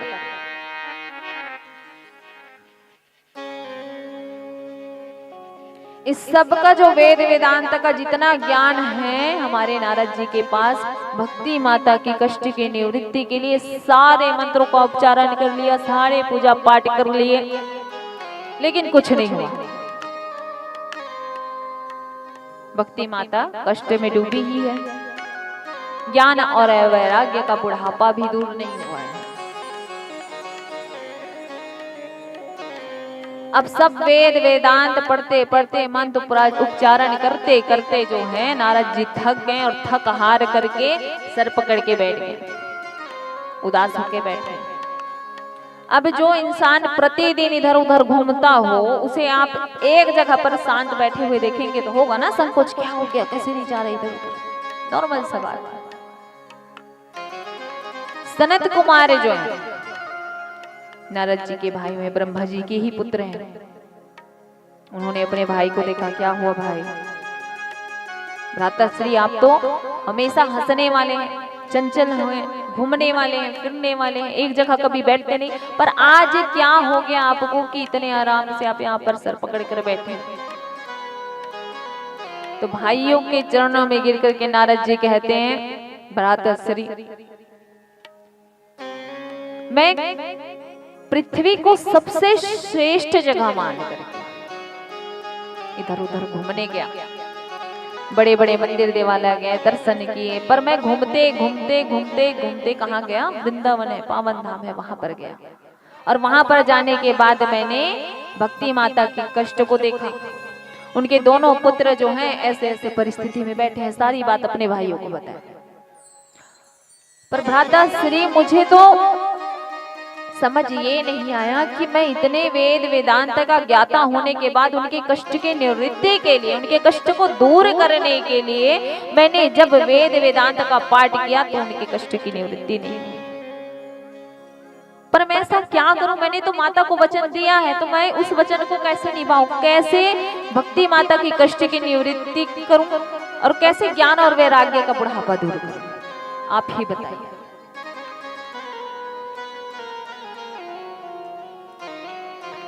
तो भाई जो है कहते हैं सनत कुमारों ने उनसे कहा कि आप सप्तम दिवस श्रीमद् भागवते ज्ञान यज्ञ करश्याम। हे नारद जी, अगर आप उनके कष्ट की निवृत्ति करना चाहते हो, भक्ति माता की ज्ञान और वैराग्य के बुढ़ापे को दूर करना चाहते हो, तो आप 7 दिन की कथा श्रीमद् भागवत की उनको सुनाओ, फिर उनसे उनका कष्ट भी दूर हो जाएगा। तो नारद जी कहते हैं मैंने कितने सारे वेद वेदांत पढ़े और इतने वेद वेदांत पढ़ने के बाद उनका कष्ट दूर नहीं हुआ, तो ये भागवत क्या है? तो देखो भाई, एकदम सरल तरीका में आप मला समझाओ। अभी आवत है सीजन मुनगा के, समझ हुआ? अभी सीजन आवत है काके मुनगा के, हवे का हवे नहीं है?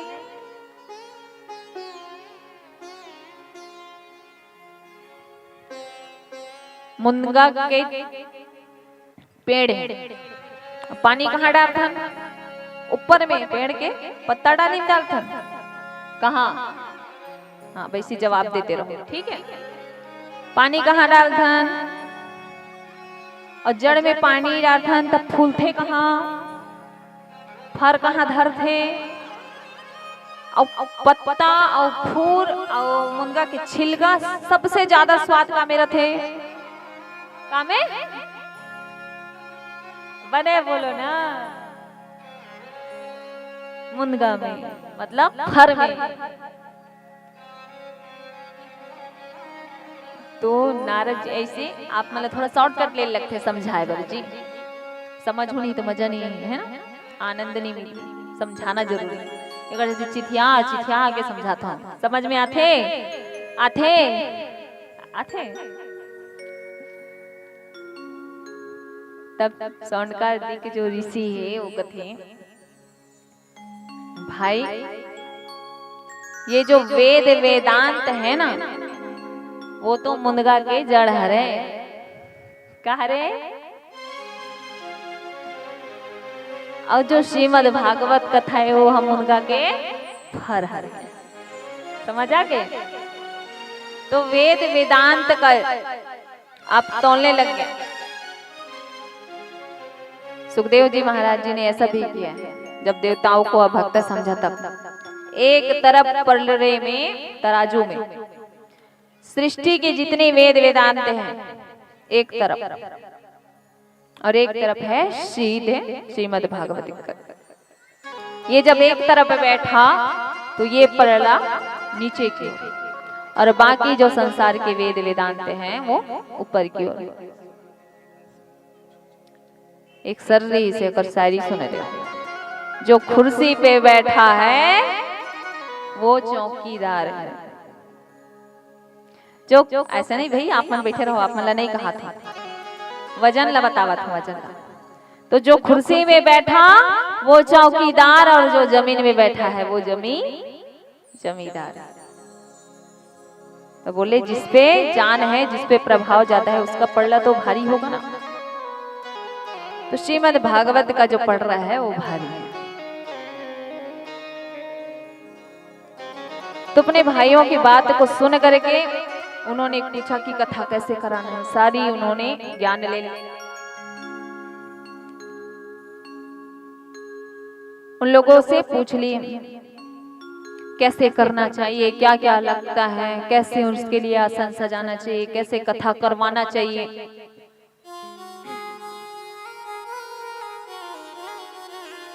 तो जो सनत कुमार हैं, भाई हैं नारद जी के, उन्होंने कहा कि हरिद्वार के पास सुंदर सा एक आसन लगाओ, गंगा जी का सुंदर सा तट है, वहां पे आसन लगाए। चारों भाई बैठ गए वहां पे स्वयं कथा कहने के लिए। अब नारद जी तो विरक्त हैं भाई, पति पत्नी तो है ही नहीं, तो बैठे हैं अकेले कथा करने के लिए, और ज्ञान और वैराग्य और भक्ति जी के लिए आसन लगा दिया। आसन लगी है, कथा प्रारंभ हो गया। अब कथा प्रारंभ हुआ तो आसन में लगा जरूर है, वहां पे 3 आसन, लेकिन भक्ति माता बैठे हैं, ज्ञान और वैराग्य भी बैठे हैं, किसी को नजर नहीं आए। जैसे जहाँ राम कथा होती है, जहाँ श्री कृष्ण की कथा होती है, वहां हमारे हनुमान लाला जी आकर बैठते हैं, पर किसी को दिखाई नहीं देते। हमारे जो कार्यक्रम है, हमारे जो भगवत कथा का स्थल है, ये कार्य जो आप कर रहे हो, उसको सफल बनाने वाला कौन? अंजनी पुत्र वीर हनुमान। सिद्ध करने वाले कौन इस कार्य को? परम पूज्य हमारे श्री गणेश जी। भंडार घर में रिद्धि सिद्धि बैठ जाती हैं, भोजन पानी दाना का कमी नहीं होता। मतलब आपके चारों तरफ क्षण क्षण में पल पल में जो देवी देवताएं हैं ना, आपके पीछे पीछे चलते रहते हैं। ये विश्वास करिए आप क्योंकि लास्ट तक सोचते रहेंगे, कोई भी कार्यक्रम करेंगे तो कैसे होगा, कैसे होगा, कब होगा, ठीक होगा कि नहीं होगा। ये मन में संकोच मत लाना, क्योंकि वो है और वो कर रहा है तो अच्छे के लिए ही कर रहा है, ऐसा विश्वास लेके चलो तो बिगड़ेगा कुछ नहीं। तो नारद जी बैठ गए कथा सुनने के लिए, आसन लगा दिए।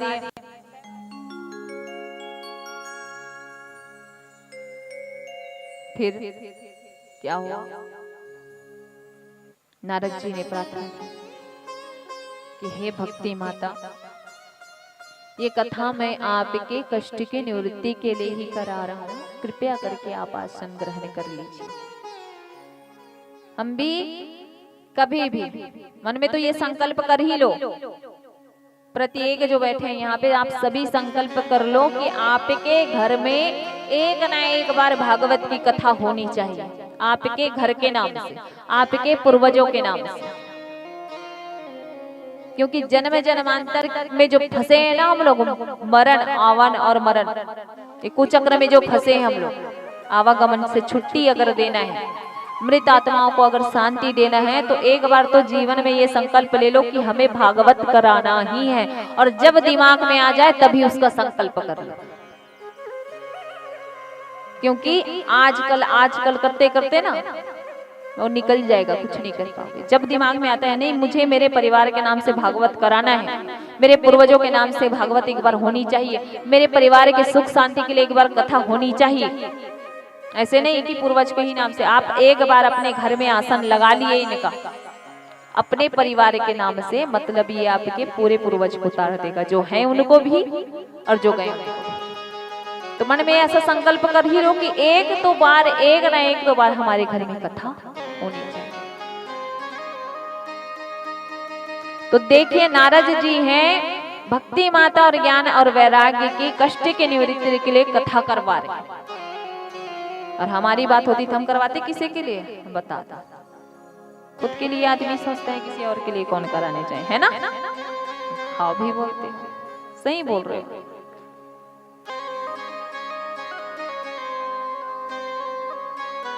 तो कथा चालू हो गई, प्रारंभ हो गया कथा। तो कथा जब प्रारंभ हुई तो नारद जी के मन में संदेह हुआ, पूछे भाई मुझे तो कथा में कोई कमी निकाल रहा हूं ये मत समझना, मुझे तो और जानने की जिज्ञासा हो रही है। आप ये बताइए ना कि कथा सुन के कैसे कैसे जीव आत्माओं को मुक्ति मिलती है, मोक्ष मिलती है। मुझे ये तो समझ आता है कि कोई भक्तवान व्यक्ति हो जो दिन रात पूजा पाठ करता हो, ऐसे व्यक्ति भगवान श्रीमद् भागवत की कथा का आश्रय ले रहे या सुन रहे, वैसे आदमी वैसे इंसान अगर मुक्त हो जा रहे तो कोई बात नहीं, कोई बड़ी बात नहीं है भाई। एक दिन में 4-5 बार नहाने वाला व्यक्ति, नहाने से पूजा होती है, पर फिर भी तुर्क नहीं निकाल रहा हूं, जिज्ञासावश पूछ रहा हूं। कौन बोल रहे हैं? नारद जी अपने भाई से। वैसे लोगों को भी भगवान मिल जाता होगा जल्दी, कोई बात नहीं। जो ज्यादा ज्ञानी होगा वैसे को भी भगवान अगर जल्दी मिल जाते होंगे तो कोई बात नहीं, पर आप मुझे ये बताइए, जिसने कभी जीवन प्रयत्न कोई अच्छा कार्य न करा, हमेशा उनकी दिनचर्या है वो पाप में गुजरा, दूसरों को कष्ट देने में गुजरा, क्या ऐसे जीव आत्मा भी, क्या ऐसे लोग भी कथा को सुन करके मुक्ति पा लेते हैं?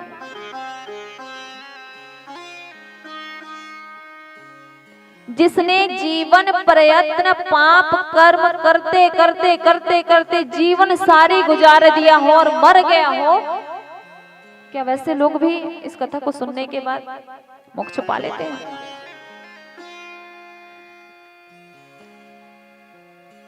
तो सनत कुमार जी कहते हैं, भाई सिर्फ ऐसे लोग ही नहीं, ऐसे लोग भी कथा का श्रवण कर ले। कैसे लोग?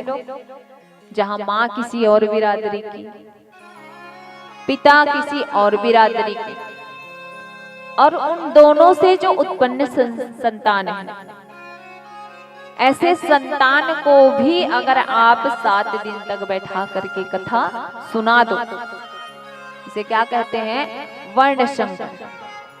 ऐसे पद्धति से उत्पन्न हुआ जो संतान है, उसको भी अगर ये कथा सुना रहे हैं आप, उसका भी जीवन शुद्ध हो जाएगा, निर्मल हो जाएगा, पवित्र हो जाएगा, धन्य हो जाएगा, मोक्ष पा जाएगा।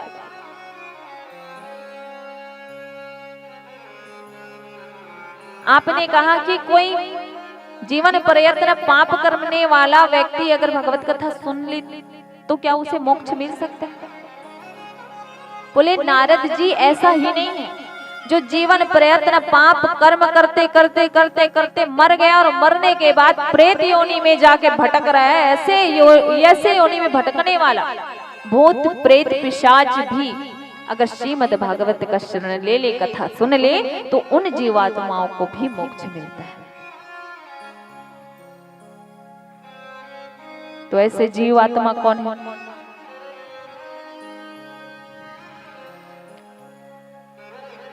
तो सनत कुमार जो है नारद जी को बोला, कैसे बोला कि एक प्रेत आत्मा ऐसा भी था जिसका नाम था, नहीं पता, धुंधकारी।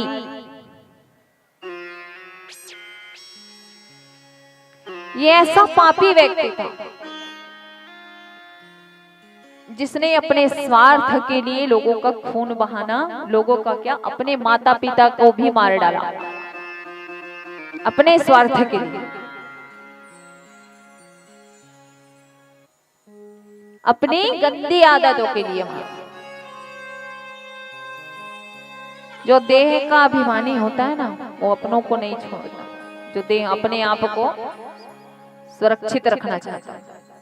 मैं ऐसे रहूं भैया, मैं ये खाऊंगा, मैं वो पीऊंगा, मैं ऐसे रहूंगा, जो ना अपने आप को अमर समझने लग जाता है, मुझसे बड़ा कोई नहीं, ऐसे लोग किसी को नहीं छोड़ते। ये मैं नहीं कह रही हूँ भाई, कथा में धुंधकारी बिल्कुल वैसे था। तो तुंगभद्रा नदी के किनारे एक बहुत सुंदर सा गांव था। जैसे कुम्हारी के या रायपुर के साइड में एक सुंदर से गांव है कुगदा, वैसे ही तुंगभद्रा नदी के किनारे एक सुंदर सा नगर था, जहां बहुत बड़े भक्तगण, उत्तम नगर करके गांव है, वहां पे बड़े भक्तगण श्रद्धालु निवास करते हैं, वास करते हैं। और उस गांव में एक ब्राह्मण और है जिसका नाम है आत्मदेव जी। आत्मदेव जी हैं बड़ी सीधे सरल स्वभाव के, जिनकी वाणी भी सुंदर, जिनकी सोच भी सुंदर, जिसका हृदय भी सुंदर, जिसका व्यवहार भी सुंदर। पर हर चीज सुंदर होने पे एक चीज उसके अंदर गलत थी। वो क्या थी? लोभ में, थोड़ा सा लोभ में। पंडित जी इतने अच्छे थे, स्वभाव के गुणी थे, वेद वेदांत के ज्ञाता थे। जितने अच्छे हमारे आत्मादेव महाराज जी थे, उनकी बिल्कुल ही विपरीत उनकी कौन भार्या, उनकी पत्नी। पत्नी का नाम क्या है? धुंधली देवी। पति का नाम क्या है? आत्मदेव। और पत्नी यथा नाम तथा गुण। नाम विचित्र है ना, नाम ही नहीं उसका काम भी विचित्र है। पति तो चले जाते दिन भर पूजा पाठ करने, यजमानी करने, पर उनके जाने के बाद जो काम रहता धुंधली देवी के पास केवल एक ही काम, पड़ोसी के पास जाना। आई तो उनका सा खा गया, आई ऊपर घर के टुरा टुरी का करा थी।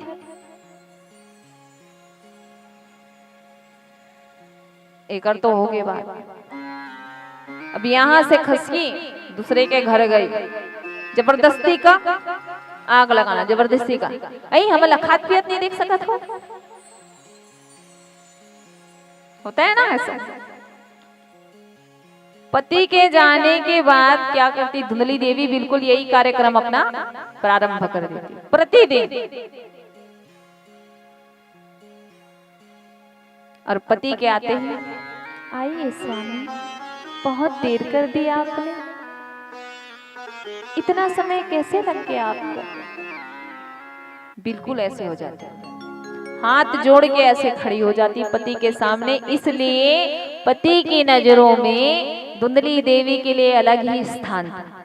मेरी पत्नी तो देवी है, देवी। पर बुद्धि है, बताई ना, आत्मादेव जी तो बड़े अच्छे थे, वेद वेदांत के ज्ञाता थे, लेकिन लोभ में मन में सोच रहे हैं एक दिन बैठ के कि मैं प्रतिदिन तुलसी में दल देता हूं, फिर भी हमारे घर तुलसी सूखी क्यों है? गैया भी है, 6-7 साल हो गए, लेकिन गैया के भी बच्चा बच्चियां नहीं है। पता नहीं मेरे साथ ही ऐसा क्यों हो रहा है। अब इतना ही सोचते बैठे हैं, देखो तो पड़ोसियों का उनके घर आना भी चालू हो गया। अब देखो भाई, पड़ोसी अच्छे मिल गए तो अच्छी बात है, और ज्यादा अच्छे मिल गए तो फिर तो वारे न्यारे हो जाएंगे। पड़ोसी भी आ गए, बोलते ना उंगली पकड़ गए तो सर पे ना बैठाओ। पड़ोसी भी आ रहे हैं, उनको बोल रहे हैं, जैसे गुप्ता वाले अगर हमारे यहाँ पहुंच गए, कहा महाराज तुम्हारे घर तुलसी पेड़ हावे रही, सुखाए सुखाए परे है। अब बताओ हमारे घर खमिल ज्ञान दूध बने लागी का है? नहीं लगे। अब आत्मा देव जी इतना सोचते हुए बस बैठे हैं अपने अंतरात्मा में। पत्नी को इनसे कोई फर्क नहीं कि उनके संतान हो रहे कि नहीं, कि तुलसी की जो माता का पौधा है वो सूख रही है, या गाय का बच्चा है कि बच्चियां नहीं है, उससे उसको कोई फर्क नहीं पड़ता। बस उसको खाना है, पीना है, बगल में जाके पड़ोसी में जाके थोड़ा सा चटपटा कहीं ना कहीं से मिठास अपने जीवन में घोल लेना है, चटपट चटपट चटपट चटपट करके। पति क्या सोच रहे हैं, उनके अंतर्मन में क्या बीत रही है, उससे उसको कोई मतलब नहीं। पति मन ही मन ऐसा सोचते बैठे हैं कि पड़ोसियों का आना हो गया। पड़ोसी भी आके कहने लगे कैसे ब्राह्मण है आत्मदेव जी, हम भी देख रहे हैं आपके घर ब्राह्मण हो, लेकिन आपके यहाँ तुलसी का बियूरा जो है वो सूखा हुआ है। 6-7 साल हो गए हमको भी यहाँ निवास करते रहते हुए, देख रहे हैं आपके यहाँ गाय है लेकिन उसके बच्चा बच्चियां नहीं है। आत्मादेव जी कहते हैं हम तो गाय को प्रतिदिन घास खिलाते हैं, प्रतिदिन उनकी सेवा करते हैं, पर पता नहीं उन लोगों को बच्चा बच्चियां कैसे नहीं हो रहे। हम तो रोज तुलसी मैया को दल चढ़ाते हैं, पूजा करते हैं, आराधना करते हैं, पर पता नहीं हमारे यहाँ तुलसी मैया क्यों रुखी सूखी है। तो महाराज जी तुम नहीं जानते? पड़ोसी, अरे महाराज तुम्हार घर लड़का नहीं है, लोग लड़का नहीं है, बेटा नहीं है, तो और बेटी नहीं है। ये छत्तीसगढ़ी में इसने बोलता ना, अच्छा क्या हुआ इतनी अगर मात्रा देते हद दे। होते ना, मतलब तू मन करता हो।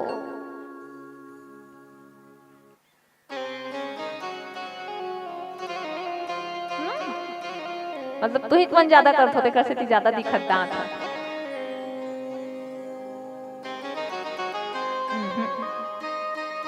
बोले पड़ोसी आके, पंडित जी आपके घर तो संतान नहीं है, आपके पूर्वज जो हैं, आपके पितृ जो हैं आपसे नाराज हैं, इसलिए तो आपकी संतान नहीं है। अरे अगर संतान होते तो गाय का बच्चा बच्चिया नहीं होता, आपकी तुलसी ये हरी भरी नहीं होती। अब पड़ोसी जब बात किए तो दिमाग में ऐसे सन्न करके बात घुस गया आत्मदेव जी की, तो बस निकल गए, मैं तो मर जाऊंगा बन के और निकल गए, मैं मर जाऊंगा, भगवान से मैं प्रार्थना करके ही आऊंगा, औलाद मुझे संतान दिया तो ठीक, नहीं तो मैं उधर ही मर जाऊंगा, पर घर लौट के नहीं आऊंगा। चले गए पंडित जी वन में। वन में जाने से रो रहे हैं, हे भगवान आपने ये कर दिया, हे भगवान आपने मुझे संतान नहीं दिया, हे भगवान मुझसे कहाँ गलती हो गई, मेरी क्यों नहीं सुनते। बस भगवान से लड़ाई करते करते 1 दिन हो गया, 2 दिन हो गया, 3 दिन हो गया, घर वापस हुई नहीं गए। अंत में आत्मदेह करने, देह त्याग करने का उनके अंदर भाव जागृत हो गया। अब जैसे ही वो जल में कूद रहे हैं, पीछे से संत ने हाथ पकड़ लिया और कहे, आप तो बड़े संत मालूम होते, ब्राह्मण मालूम होते, कर्मकांड के धनी मालूम होते, और आप ऐसा कार्य कर रहे हैं कुतुर्क वाला, ये आपको शोभा नहीं देता।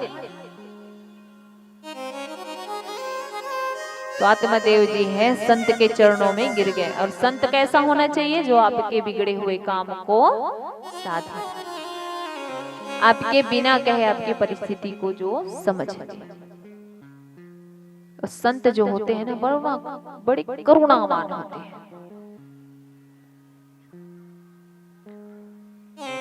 संत ने कहा कि क्या बात है, किस चीज की तकलीफ है, क्या कष्ट है आपको?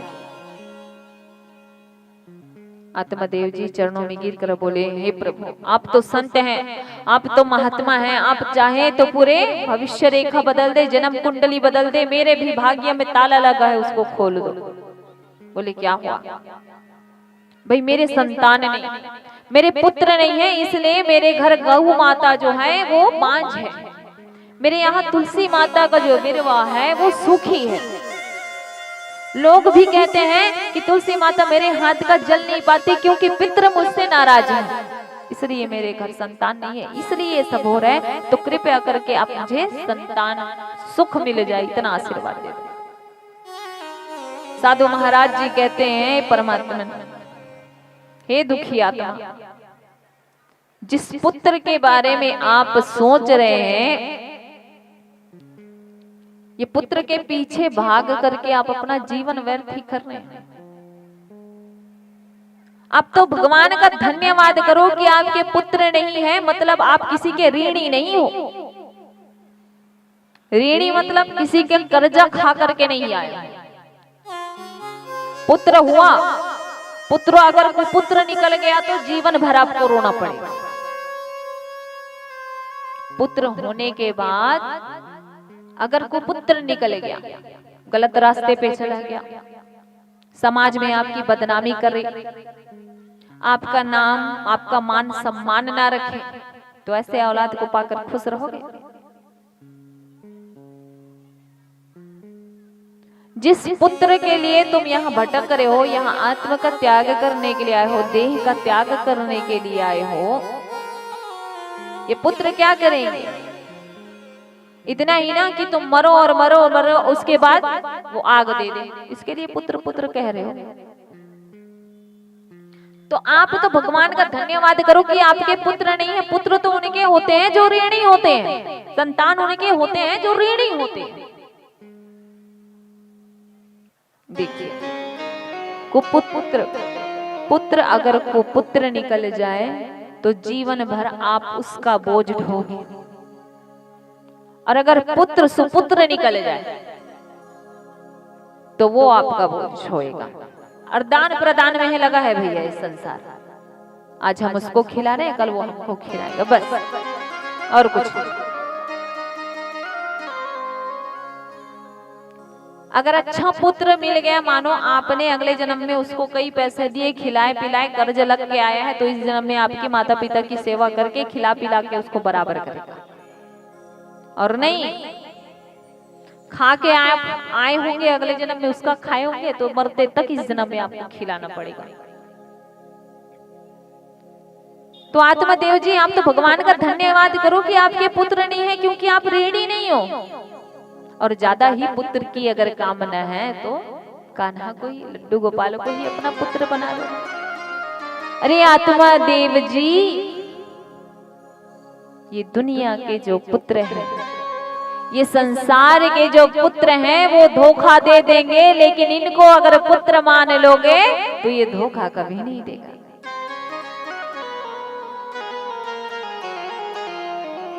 अब आत्मादेव जी को कहां इस समय समझ आने वाले संत की बात। कहते हैं यही तो बात है, आप संतों के सामने मन की बात रखो तो आप वेद वेदांत का बखान करने लग जाते हो, ऐसे वैसे समझाने लग जाते हो। आप कहो आप मुझे वरदान देंगे कि नहीं, अगर नहीं देंगे तो सच में मैं कसम खाकर कहता हूं कि आपके चरणों में मैं अपना सर पटक पटक के जान दे दूंगा। आपको मुझे पुत्र वरदान तो देना ही पड़ेगा। संत ने कहा, आत्मदेव जी, हे ब्राह्मण, मैंने आपके मस्तिष्क रेखा पर देखी, आपका एक ही नहीं, दो ही नहीं, पूरे 7 जन्मों में आपको संतान का सुख नहीं। पर अगर हम हट करने लगे, जिद करने लगे, बार बार जिद करते हैं ना, माँ बाप के सामने ले रहे जा घर, होता है ना ऐसे।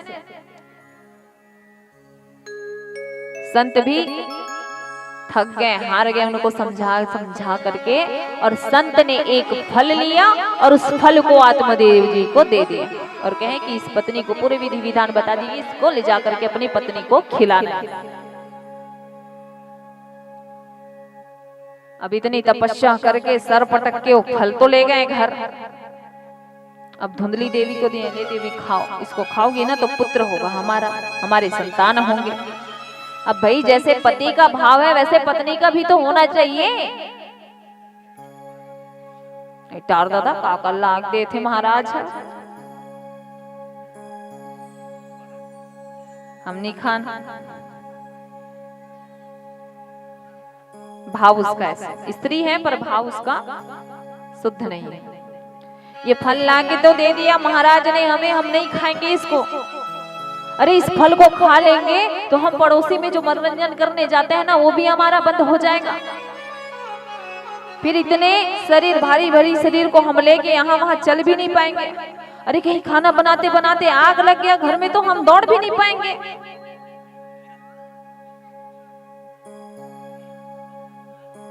और सबसे बड़ी बात तो 12-12 वर्ष तक जैसे सुखदेव मुनि महाराज ने मात्र गर्भ में स्थान बना लिया था, 12 साल, ऐसा अगर मेरे साथ हुआ तो फिर वारे न्यारे हो जाएंगे।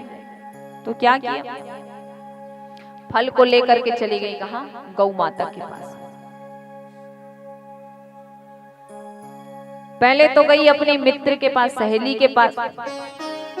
सहेली के यहाँ बच्चों के ऐसे लाइन लगी हुई है। कहते हैं ना, जहां खाने वाले होते हैं वहां खाना नहीं होता। सहेली ऐसी है कि दाने दाने कुतर से, लेकिन संतान इनके यहाँ भरपूर है, 5, 6, 7, 8वां होने वाला भी है। और धुंधली देवी के यहाँ कोई भी चीज की कमी नहीं, खाना पीना धन वैभव ऐश्वर्य से परिपूर्ण है, लेकिन उनके घर खाने वाला कोई नहीं।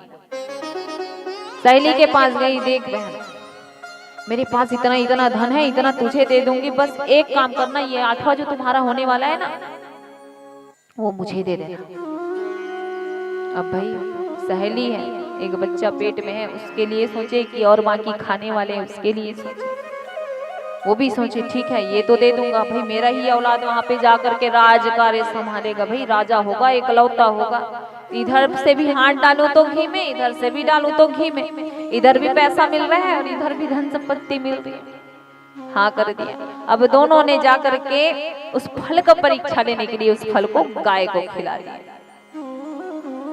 देखते हैं संत देह भारी मार वहां फल ये दे जैसे एक लोटा जल, अरे बने हो करो देवा, एक लोटा जल काकर काकर होई हल, जब मन में हो छल तो कहाँ हो ही हल। अब ये तो एक लोटा जल समस्या खल ऐसे घोर के पिया दे प्रत्येक जन। प्रदीप मिश्रा जी पिए हो ना। कर्म प्रधान है भाई कलयुग में, कर्म प्रधान। जब तक कर्म नहीं करूं तब तक कुछ नहीं हो। कर्म करूं तो छल ही, और छल है तो कुछ बन नहीं सके। तो अब देखो उतने बड़े संत महात्मा ने उस फल को तो दे दिए पति को, पति लाके पत्नी को भी दिए पूरे भाव से, लेकिन पत्नी अपनी सहेली के पास गई और सहेली के साथ मिल करके उस फल को गाय को खिला दिया। समय अनुसार गाय ने उस फल को खाया तो गाय के भी एक सुंदर सा पुत्र हुआ।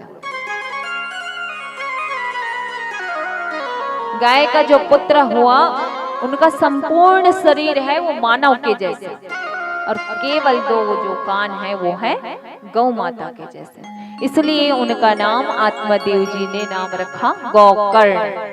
प्रेम से बोलिए गोकर्ण महाराज की। गोकर्ण महाराज जी, इनका नाम तो बड़े प्रेम से रख दिया आत्मदेव जी ने। थोड़े दिन बाद पत्नी भी आ गई खुशखबरी लेके, मेरे तो पुत्र हुए, मेरे तो पुत्र हुए। अब भाई बोले कि मैं तो फल खा ली हूँ, अब घर में अकेली रहती हूँ, पता नहीं कब क्या हो जाएगा, इसलिए मैं प्रसव होने से पहले मैं अपने सहेली के घर जा करके बच्चा होगा तो आ जाऊंगी लेके। ऐसा करके पति को समझा दिया, और पति तो बड़े सीधे साधे थे, इसका फायदा उठा ली धुंधली देवी ने, चली गई। अब बच्चा लेके आ गई, मेरे तो पुत्र हुए, मेरे तो पुत्र हुए, मेरे तो पुत्र हुए। आत्मदेव जी भी बड़े खुश। अब आत्मादेव ने सोचा कि मेरा नाम आत्मादेव है तो अपने पुत्र का नाम मैं परमात्मा देव रखूं। यहाँ पे भी पीछे नहीं हटी धुंधली देवी। अच्छा 9 महीने पेट में मैंने रखा, रखे रही इसे, फिर भी बता ऐसा कर रही हो, अब भी पीछे नहीं हट रही हो। 9 महीने जिस बालक को गर्भ में मैंने रखा, इतने कष्ट सहे, इतने पीड़ा सही, और नाम अपने जैसा, ऐसा हो नहीं सकता। मैंने सोचा है मेरा नाम धुंधली है तो मैं अपने पुत्र का नाम रखूंगी धुंधकारी। धुंधकारी राम रख दिया। अब ये तो हो गया, समय अनुसार बड़े हो रहे हैं धुंधकारी और गोकर्ण जी महाराज बड़े हो रहे हैं, पर गोकर्ण में वो संस्कार है, वो विद्यमान है, बुद्धि है। माता पिता से बढ़िया से बात करना, सम्मान से बात करना, उनकी आदर करना, गौ की सेवा करना, पूजा पाठ करना। ब्राह्मण के घर पैदा हुआ है, गौ माता के गर्भ से, बताइए। पर ये सारे संस्कार किसमें हैं? गोकर्ण महाराज जी में। और बिल्कुल विपरीत कौन है? धुंधकारी। उछल कूद करना, गलत संगति में पड़ना, कंचे खेलना। अब कंचे खेलते खेलते खेलते वो जुए खेलने लगे, ताश खेलने लगे। अब वो तो नॉर्मल सी बात है कि खेल खेल में खेल रहे हैं। अब जैसे जैसे वो बड़ा हो रहा है, उस जुए में, ताश में वो पैसा लगाने लग गया। पैसा लगाते जाते माँ के पास आते, मैया दे दे दे, तुम्हारा तो है ले जाओ, तुम्हारा तो है ले जाओ। भाई जब इकलौता पुत्र है ना तो ज्यादा कारण बिगड़ने का हो जाता है घर में, इसलिए प्रथम पुत्र है, अगर इकलौता पुत्र है तो उसके बिगड़ने के साधन को बढ़ाओ मत, कम करो। तो मैया जो है आत्मदेव जी है, यहाँ पर चुक गए। हाँ बेटा तेरा ही है, ले जा। जो कुछ भी वो बोलता, जो कुछ भी मांगता, धुंधकारी वो एक बार में उसको मिल जाता। पर गोकर्ण महाराज जी दिन भर घास काटते, गौ माता की सेवा करते, माता पिता की सेवा करते, पूजा पाठ करते। समय मिल गया तो वेद वेदांत को खोल कर बैठ जाते, पढ़ लेते। अब देखिए इतने बड़े हो गए गोकर्ण और धुंधकारी, घर में ऐसी आपत्ति स्थिति है कि एक ब्राह्मण का घर है, लेकिन गोकर्ण जुए ताश खेलते खेलते खेलते खेलते मांस मंदिरा भी भक्षण करने लगा। आत्मदेव जी इतने बड़े यशस्वी तपस्वी हैं, जो कर्मकांड के धनी है, वेद वेदांत का ज्ञाता है, जो अपने जीवन काल में जिस सबको नहीं देखा था, आज अपने पुत्र के बदौलत जगह जगह मांस के टुकड़े घर में पड़े रहे। घर में ही बैठकर मंदिरा पानी करना लगता, माँ बाप का कोई इज्जत नहीं करता, कोई सम्मान नहीं देता, उनके सामने ही वो कार्य करने लग जाता। परिणाम ये हुआ आत्मदेव जी का मन जो है बड़े विहिल्ल हो गए। जब अपने बच्चे को ही बर्बाद होते देखते हैं ना, माँ बाप लोग उस समय किस खून के आंसू से उन लोग हो करके गुजरते हैं, वो माँ बाप ही उस पीड़ा को समझ सकते हैं। संतान मैंने भगवान से क्यों मांगा था? क्योंकि मेरे बुढ़ापे का सहारा हो जाए, मेरे कुल को, मेरे वंश को चलाने वाला हो जाए। और ये धुंधकारी ऐसा पुत्र, अरे ऐसे पुत्र से तो मैं निसंतान ही ठीक था। मन में ऐसा ही वियोग करते बैठे थे। उनके पास गोकर्ण जी महाराज, और गोकर्ण महाराज ने कहा, पिताश्री। सिर्फ गोकर्ण ही थे जो इतने प्रेम से अपने पिताश्री को पिताश्री कहते थे, माता को माताश्री कहते थे। तो क्या करता? वो सारे लूटे हुए धन संपत्ति को ले जा करके वैश्याओं को दे देता। ऐसी उनकी मन स्थिति बन गई, ऐसा वो उसका कर्म ही बन गया। परिणाम ये हुआ, ये परिस्थिति देख करके हमारे आत्मदेव जी हैं वो निराश होकर बैठे। गोकर्ण महाराज जी आए, पूछे, पिताश्री आप इतने दुखी क्यों हैं? तो जब गहराई से आप तकलीफ में रहो और आपके दुख को कोई बांटने वाला आ जाता है ना, तो और जोर से रोना आता है। होता है ऐसा? तो अपने पुत्र गोकर्ण को गले से लगा करके आत्मदेव जी और रोने लग गए। कहे, पुत्र, मैंने अपने पुत्र से क्या क्या भावनाएं नहीं रखी थी। मेरा पुत्र होगा, मुझे पिताश्री कहेगा, हमारे वंश को आगे बढ़ाएगा। पर मुझे ऐसे पुत्र मिला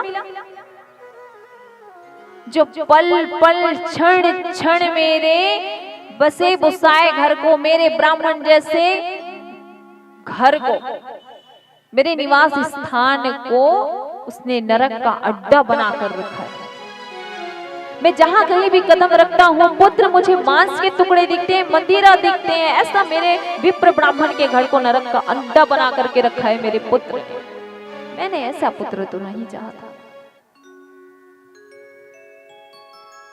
जरा सी नगर की ओर निकलो तो नगर तरफ भी सिर्फ लोगों की, देखिए आपके कान, देखिए आपके कान, ये मैं समझू कि ये मेरा कान है, ये मैं समझू कि ये मेरा कान है। समय आने पर मेरे कान बहरे हो, हमारा नहीं है, माया का है।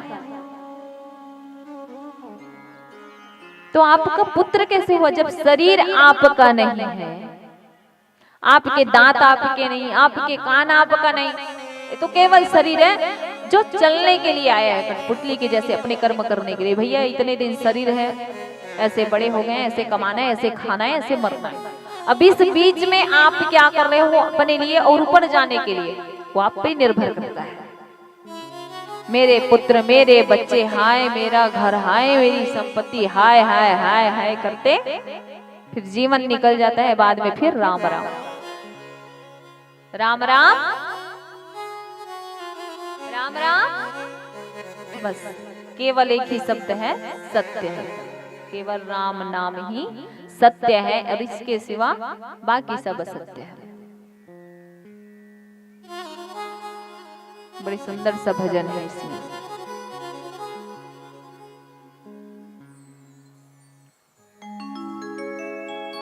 मत कर तो अभिमान रे बंदे, झूठी तेरी शान रे,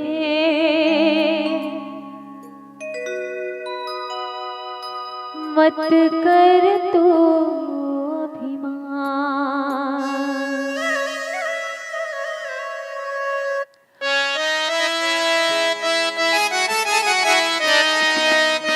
शब्दों को आप सभी को एक एक करके समझना है इस भजन का, और मीठी मीठी तालियां। जय हो।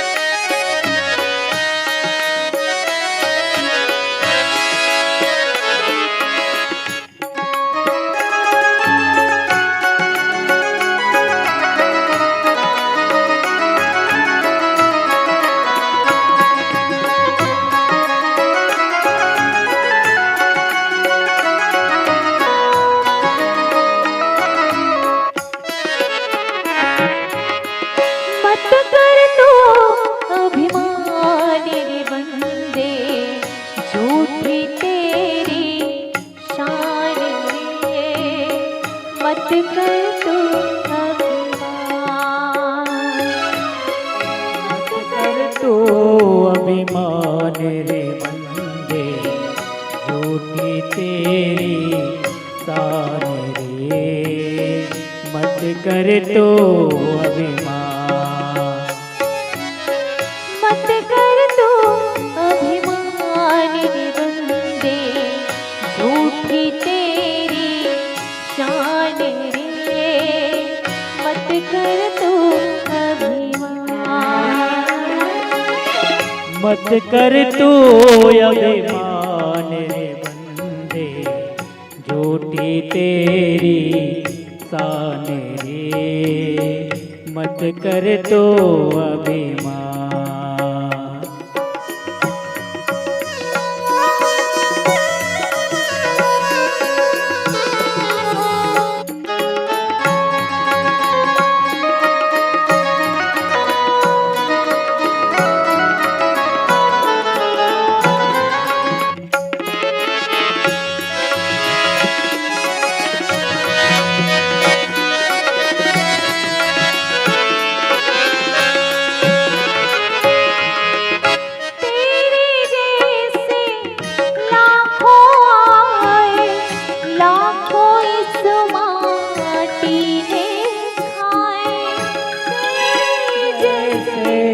लाखों आए लाखों इस माटी ने खाए, हम जैसे आप जैसे इस सृष्टि में लाखों लोग, करोड़ों लोग, अरबों लोग, न जाने कितने लोग आए और गए, कितने युगों से, और अंजाम क्या हुआ? सब यही मिट्टी में चलते गए, इस माटी के ही अंदर जाते गए। कि तेरे मेरे जैसे लाखों आए और लाखों इस माटी ने खाए, और अंत में क्या हुआ? कोई नाम और निशान नहीं रह जाता। रहा ना नाम निशानो बंदे, मत कर तू अभिमान, मत कर तू अभिमान रे बंदे, झूठी तेरी शान रे, मत कर तू अभिमान।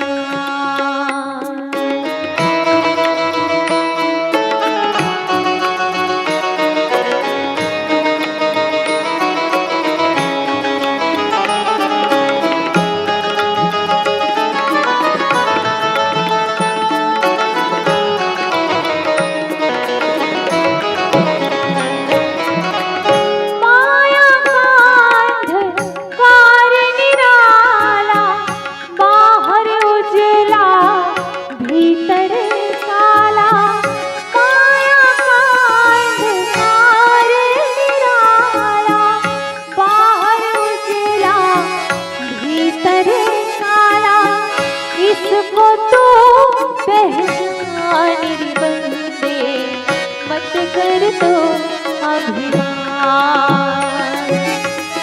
मत कर तो अभिमान रे बंदे, झूठी तेरी शान रे, मत कर तो अभिमान, मत कर तो अभिमान।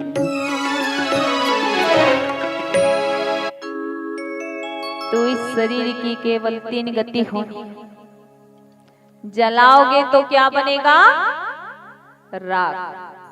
जला दोगे तो राख, और फेंक दोगे तो कीड़े मकोड़े ही खाएंगे। और दफना दोगे तो किसके पेट में जाओगे? वही जीव जंतु के। ये 3 ही गति होनी है और कुछ उससे ज्यादा नहीं होने वाला।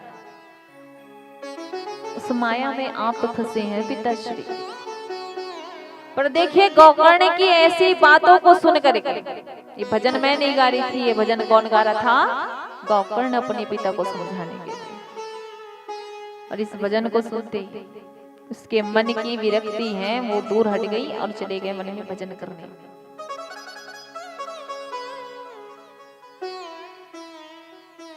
अब वन में पिताजी चले गए, लेकिन गोकर्ण के मन में अच्छा हुआ गया बूढ़ो, जब देखो तब ये मत करो, वो मत करो, यहाँ मत जाओ, यहाँ मत जाओ, ये मत खाओ, बस ऐसा ही रोक टोक करते थे हमारे पिता से। अच्छा हुआ बुढ़ाऊ चला गया, अब तो इस घर में मेरा ही राज्य, अब मुझे कोई रोकने टोकने वाला नहीं। अब माँ का तो वैसे भी वो सुनता नहीं था। अब बाप चला गया तो गोकर्ण महाराज भी चले गए तीर्थ यात्रा में। अब रह गई माता। माता है घर पे। भाई और पिता के जाने के बाद धुंधकारी ने क्या किया? 1 नहीं 2 नहीं 5-5 वेश्याओं को ला करके अपने घर में लगने लग गया। अब वेश्याएं जो हैं अच्छे रास्ते थोड़ी ना बताएगी कि धुंधकारी चलो माता की सेवा करो, चलो परिश्रम करके धन कमाओ। वेश्याएं तो कहने लगी अरे आराम क्यों कर रहे हो, खा क्यों रहे हो, घर पे जाओ हमारे लिए धन लाओ, जितना ज्यादा हो सके धन ला करके दो हमें। और उनको बहलाने के लिए बढ़िया जैसे वो कहते हैं उसकी सेवा करते हैं। कोई चरण दबाते, कोई हाथ दबाते, कोई अपने हाथ से उसको मंदिरा पानी खिलाते, कोई अपने हाथ से उसको मांस भक्षण करवाते। 5 जो नारियां थी, 5 जो वैश्याएं थी, उसको अपने हिसाब से सेवा करते। और उसकी मैया जो है धुंधली देवी जो है उन वैश्याओं की नौकरानी बन गई।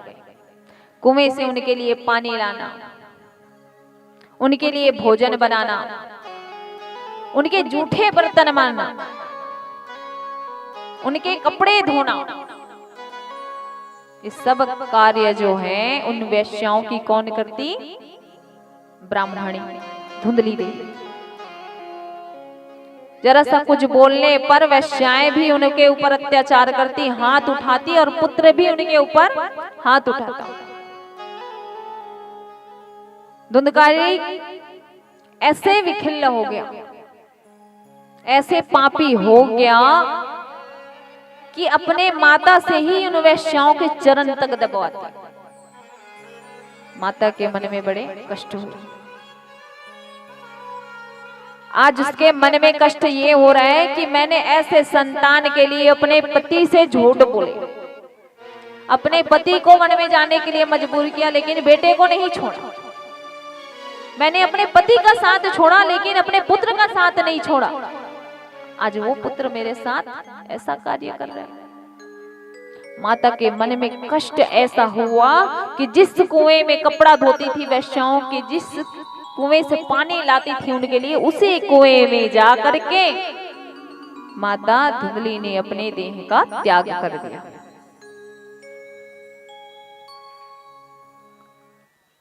अब देखिए घर में कोई रोक टोक करने वाला नहीं है। धुंधकारी जो है और बिगड़ गया।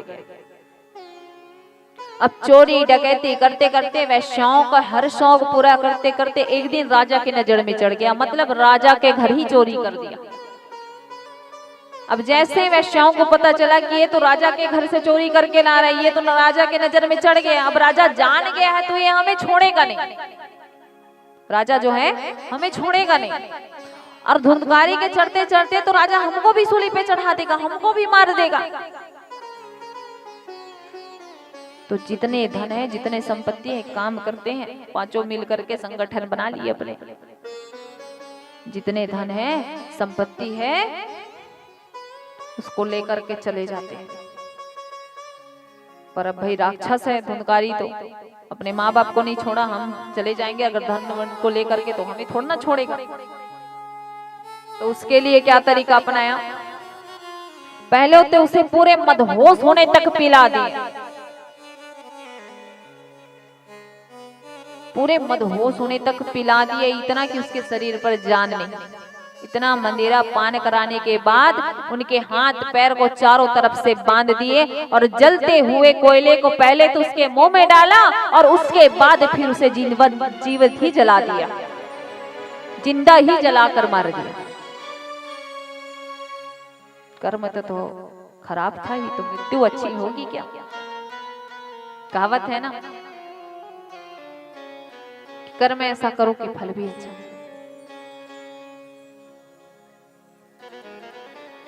अब मृत्यु कैसे मिलेगी? जैसा कर्म करे हो वैसे मृत्यु मिलेगी, अकाल मृत्यु मिलेगी। काल उसका क्या बिगाड़े, आवाज अच्छे से आने लगी।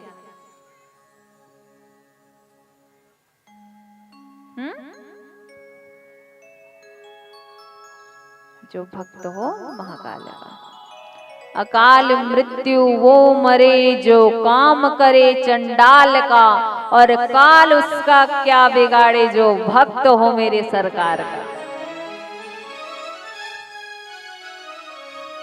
बताओ, अब मरने के बाद मर तो गया, बुरी मौत मरा है तो आत्मा तो बनेगा, भटकेगा ही, भटकने वाला काम किया है। अब मौत भी गलत मिला कर्म के हिसाब से, और मृत्यु होने के बाद आत्मा बनने के बाद भी वो भटकता रह गया। गोकर्ण जी महाराज गए थे गया में, सुने तीर्थ यात्रा में तो गया में श्राद्ध भी कराए, लेकिन ऐसे पापी को मोक्ष मिलेगा क्या? नहीं मिलेगा। समय बीता, समय अनुसार घूमते भटकते गोकर्ण जी महाराज अपने जन्म स्थल पर पहुंचे। देखा, हाँ यहाँ पे मैं पला बड़ा हूँ, ये मेरे पिताश्री का घर है। अब जो संत होते हैं रात को किसी को परेशान नहीं करना चाहते, आंगन में ही पेड़ की वृक्ष के नीचे बैठ गए, और उनका क्या होता है? साधना, भजन करना, कीर्तन करना, खाली समय है तो भगवान का नाम लेना। अब जैसे ही भगवान का नाम जाप करने लगे, उनका नाम पुकारने लगे, तो कहीं से जोरों की हवा आती।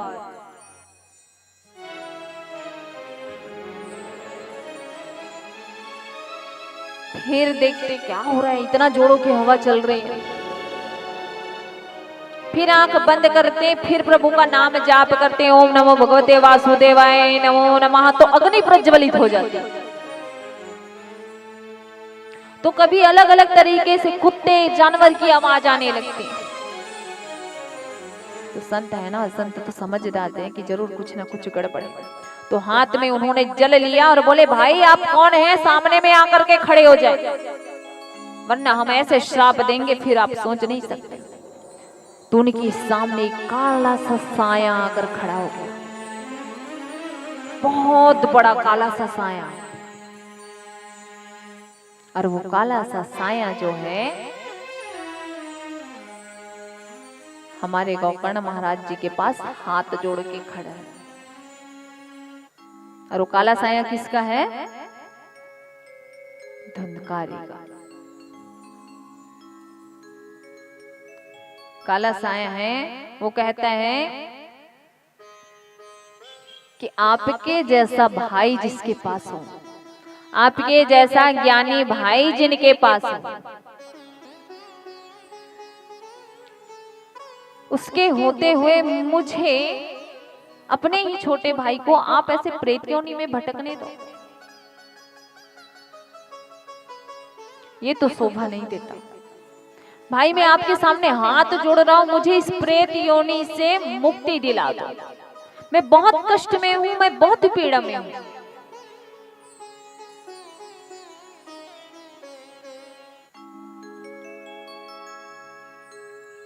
श्री गोकर्ण महाराज जी कहते हैं, राम राम राम राम, तुम प्रेत योनि में भटक रहे हो। अरे धुंधकारी, मैंने तो सोचा ही नहीं था कि तुम्हारी मृत्यु की गति ऐसे तुम्हें मिलेगी। मैंने सुना था तुम्हारी मृत्यु हो गई तो मैंने गया में तुम्हारा श्राद्ध करवाया। तो धुंधकारी बोलता है, मुझ जैसे पापी को अगर गया में आप 1000 बार भी श्राद्ध कराए तब भी मोक्ष नहीं मिलने वाला। एक बार नहीं, 1000 बार भी अब आप अगर गया में मेरा श्राद्ध करवाएंगे तो मुझे मोक्ष नहीं मिलेगा। अब कोई ऐसा उपाय करिए भ्राताश्री कि मुझे इस पीड़ा से मुक्ति मिल जाए। गोकर्ण महाराज जी हैं, अपने भाई को संतावना देते हैं, वचन देते हैं कि ठीक है भाई, हम जल्दी से आपकी कष्ट की निवृत्ति करेंगे। लाखों हजारों की भीड़ लग गई। गोकर्ण जी महाराज आए हैं, गोकर्ण जी महाराज आए हैं।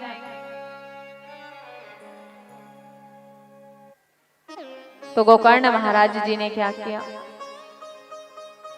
प्रातः भोर के समय ब्रह्म मुहूर्त पे चले गए नदी किनारे और सूर्य देव जी से प्रार्थना करे कि हे भुवन भास्कर सूर्य देव जी, मेरे भाई की कष्ट की निवृत्ति के लिए आप मुझे कोई उपाय बताइए।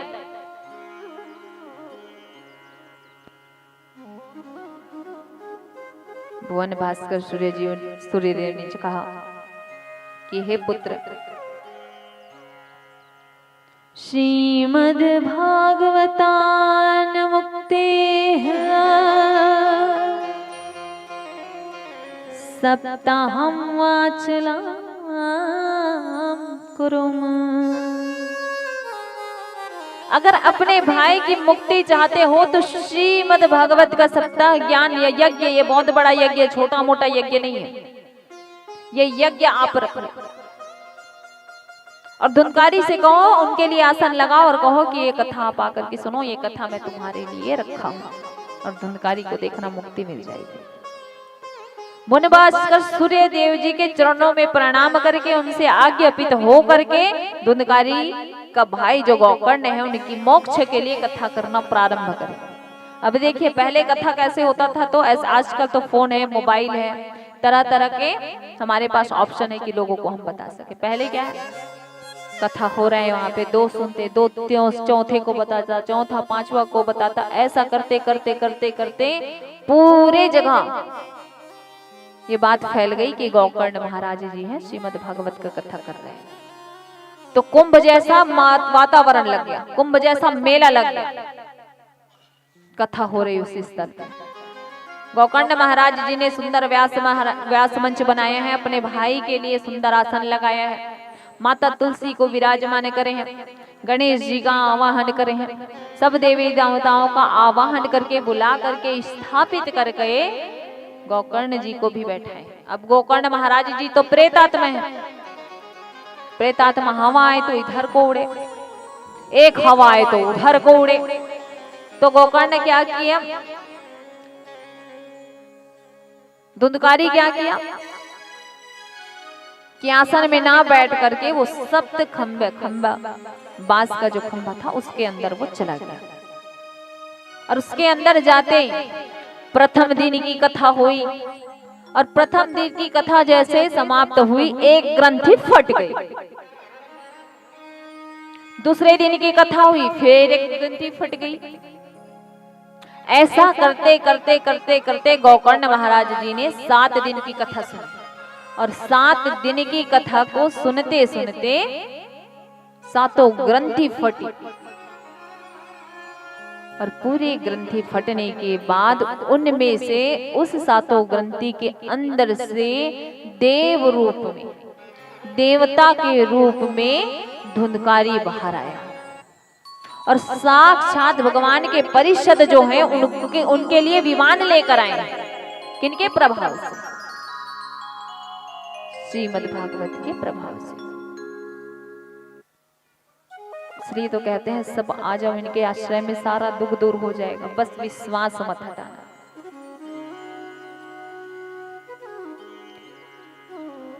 अब धुंधकारी के लिए स्वयं भगवान के परिषद आए हैं, जय और विजय। स्वयं भगवान के स्वरूप है, 4 हाथ वाले, नील जैसे चमकने वाले, नील कमल जैसे जिनकी तेज है, ऐसे जय और विजय परिषद बन करके विमान लेकर के हमारे धुंधकारी के लिए आए हैं। अब गोकर्ण महाराज जी हैं, वो कथा कर रहे हैं।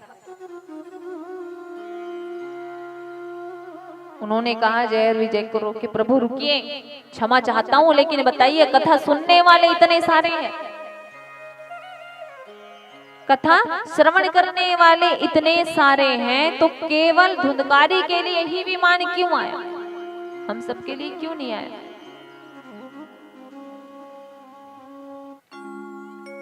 तो भगवान की जो परिषद है, जय विजय कहते हैं कि भगवान फल उन्हीं को देते हैं जो कर्म अच्छे करते हैं।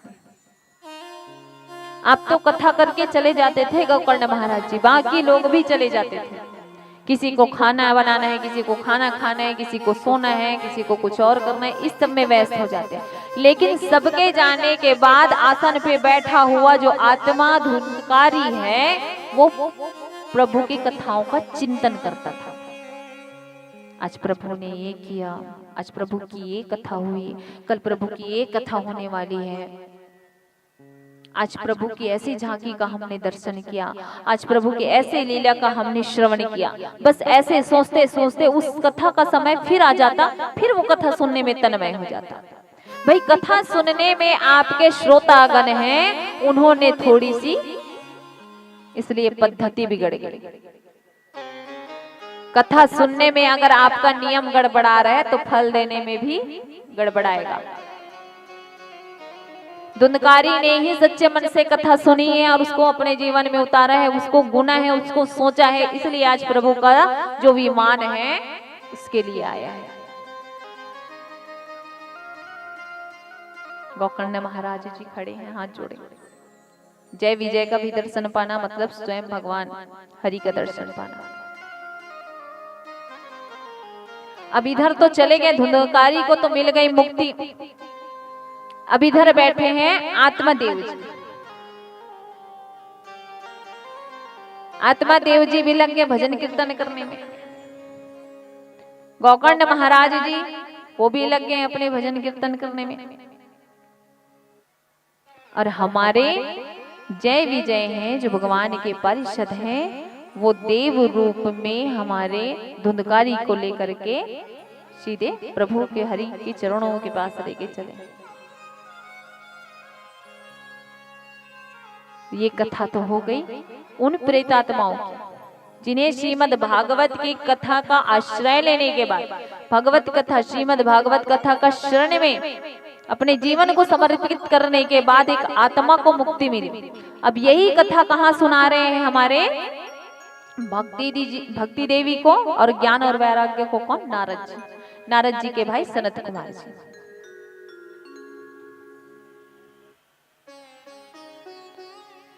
जब इतनी सारी कथा हुई कि एक आत्मा को भी मुक्ति मिल सकती है, प्रभु की कथा में इतनी ताकत है, प्रभु के चरणों में सारा जीवन संवर सकता है।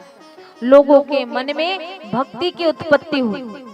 कथों को सुन करके उनके जीवन में जो अंधकार पड़ा था, काल का साया था, माया का साया था, कलयुग का साया था, वो हट हट के ज्ञान आ गया।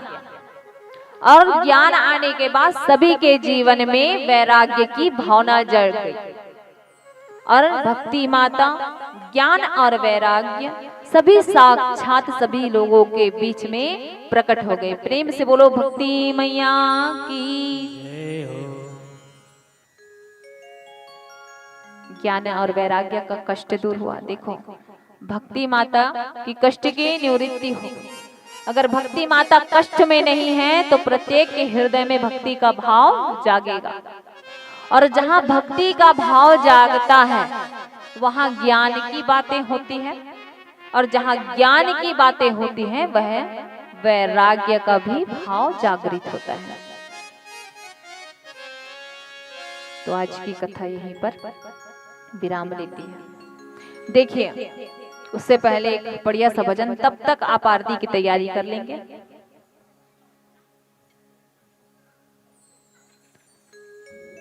जब ज्ञान और भक्ति का हृदय में प्रकट होता है तो चारों तरफ क्या गूंजता है? जय जयकारे। प्रेम से बोलिए श्रीमद् भागवत महापुराण की, प्रेम से बोलिए भक्त और भगवान की, प्रेम से बोलिए बाल कृष्ण महाराज की।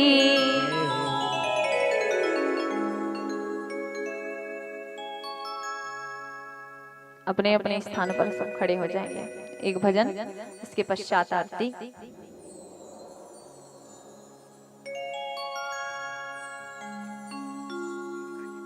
अब भाव सभी को दिखाना है, बहुत देर से बैठ गए चुपचाप।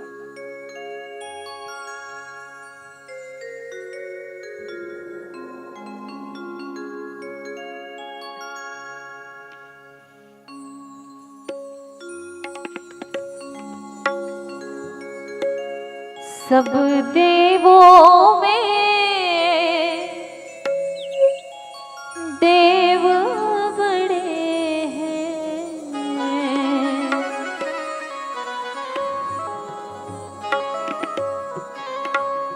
सब देवों में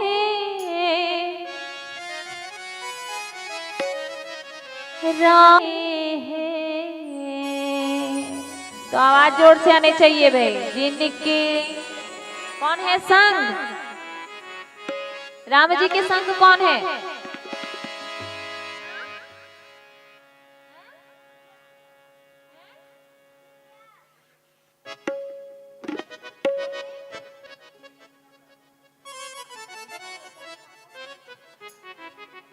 राधा बड़ी है, सब सखियों में राधा बड़ी है, सब सखियों में राधा बड़ी है। अब जिनके संग का कौन है? अब जिनके संग का कौन है? नहीं, यहाँ पे जैसे तारों में, तारा कहाँ होता है? तारा आसमान, आसमान कहाँ है? ऊपर है ना, तो आपका हाथ नीचे क्यों है? चंदा कैसे होता है? चंदा कैसे होता है? गोल होता है। तो देख रहे गोल होते हैं? अच्छा बता रहे, हम लोग पता चले थी इसमें नहीं हो। चलो अपने अपने घर लाइट लगाना है। लाइट लगाए हो? हाथ ऊपर करके, हाथ ऊपर करके। सब सखियों में राधा बड़ी है, सब सखियों में राधा बड़ी है, सब सखियों में राधा बड़ी है, सब सखियों में राधा बड़ी है। जैसे तारों में तारों में तारों में चंदा, भजो रे मन गोविंदा। नटवर नागर नंदा, भजो रे मन गोविंदा।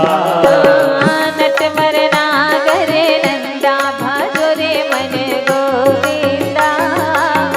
नटवर नागर नंदा, भजो रे मन गोविंदा। नटवर नागर नंदा।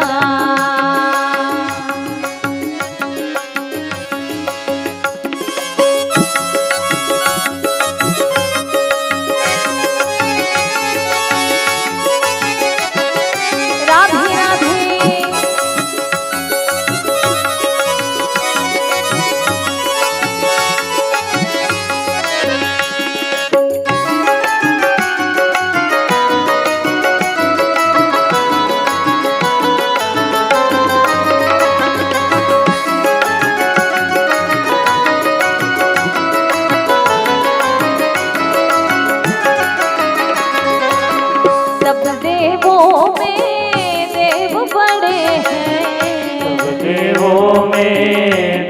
बड़े हैं। हाँ, सब देवों में देव बड़े हैं। सब देवों में देव बड़े हैं। अब बांसुरी बजाना है सबको।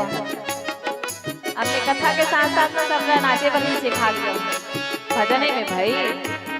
और जो यहाँ नाच ली और जो यहाँ हाजरी चढ़ा ली, ओला फिर दूसरा योनि में जाके भटके के नाचे के जरूरत नहीं पड़े। बेटा के बर्थडे में, बेटी बेटा के बिहाव में बहुत नाच करे। अब जितना नाचना यही करना है। प्रेम से बोलो राधे राधे। सब देवों में सुखदेव जी और परीक्षित जी का कथा में आना जरूरी है, पर उनके आने के पहले एक बार बहुत अच्छा सा युद्ध भी हुआ है। तो कल सुनेंगे हम महाभारत की कथा, अमर कथा, परीक्षित जन्म, सुखदेव जी का आगमन और यहाँ तक कि परीक्षित को श्राप कैसे लगा है, क्यों लगा है। इतनी सारी सब कथाएं सुननी है, फिर इतने समय हमको सबको घर जाना है। सब तैयार? और नहीं हो तैयार तो काली बाग बचे खुचे हुई थे तैयार होगा जाए। आज 16 करे वो श्रृंगार, तो कल 32 करके आना, पर जल्दी आना। प्रेम से बोलिए राधे राधे।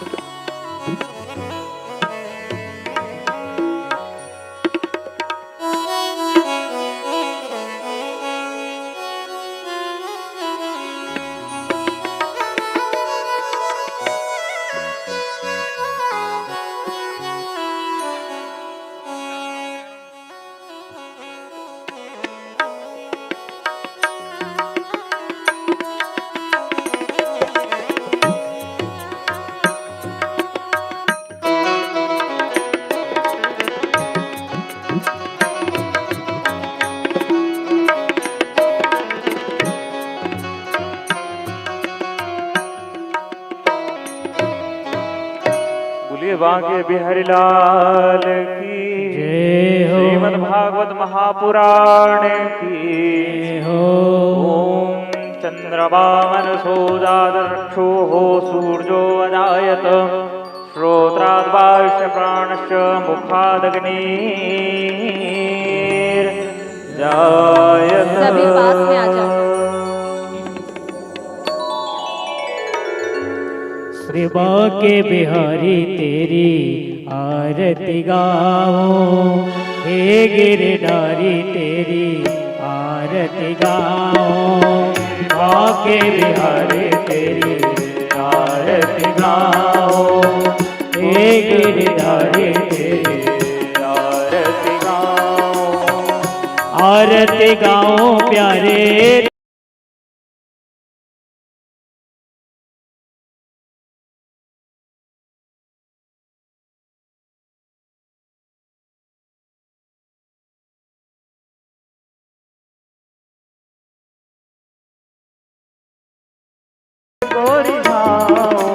श्याम सुंदर तेरी आरती गाओ। बांके बिहारी तेरी आरती गाओ। हे गिरधारी तेरी आरती गाओ। हे बनवारी तेरी आरती गाओ। मोर मुकुट प्यारे शीश पे सोहे, मोर मुकुट प्यारे शीश पे सोहे। प्यारे प्यारे बंसी मेरो मन मोहे।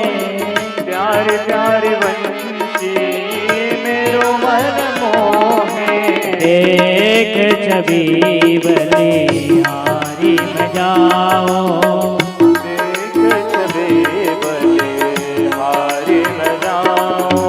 हे गिरधारी तेरी आरती गाओ। हे कृष्ण मुरारी तेरी आरती गाओ। चरणों से निकली है गंगा प्यारी, चरणों से निकली है गंगा प्यारी। जिसने सारी दुनिया तारी, जिसने सारी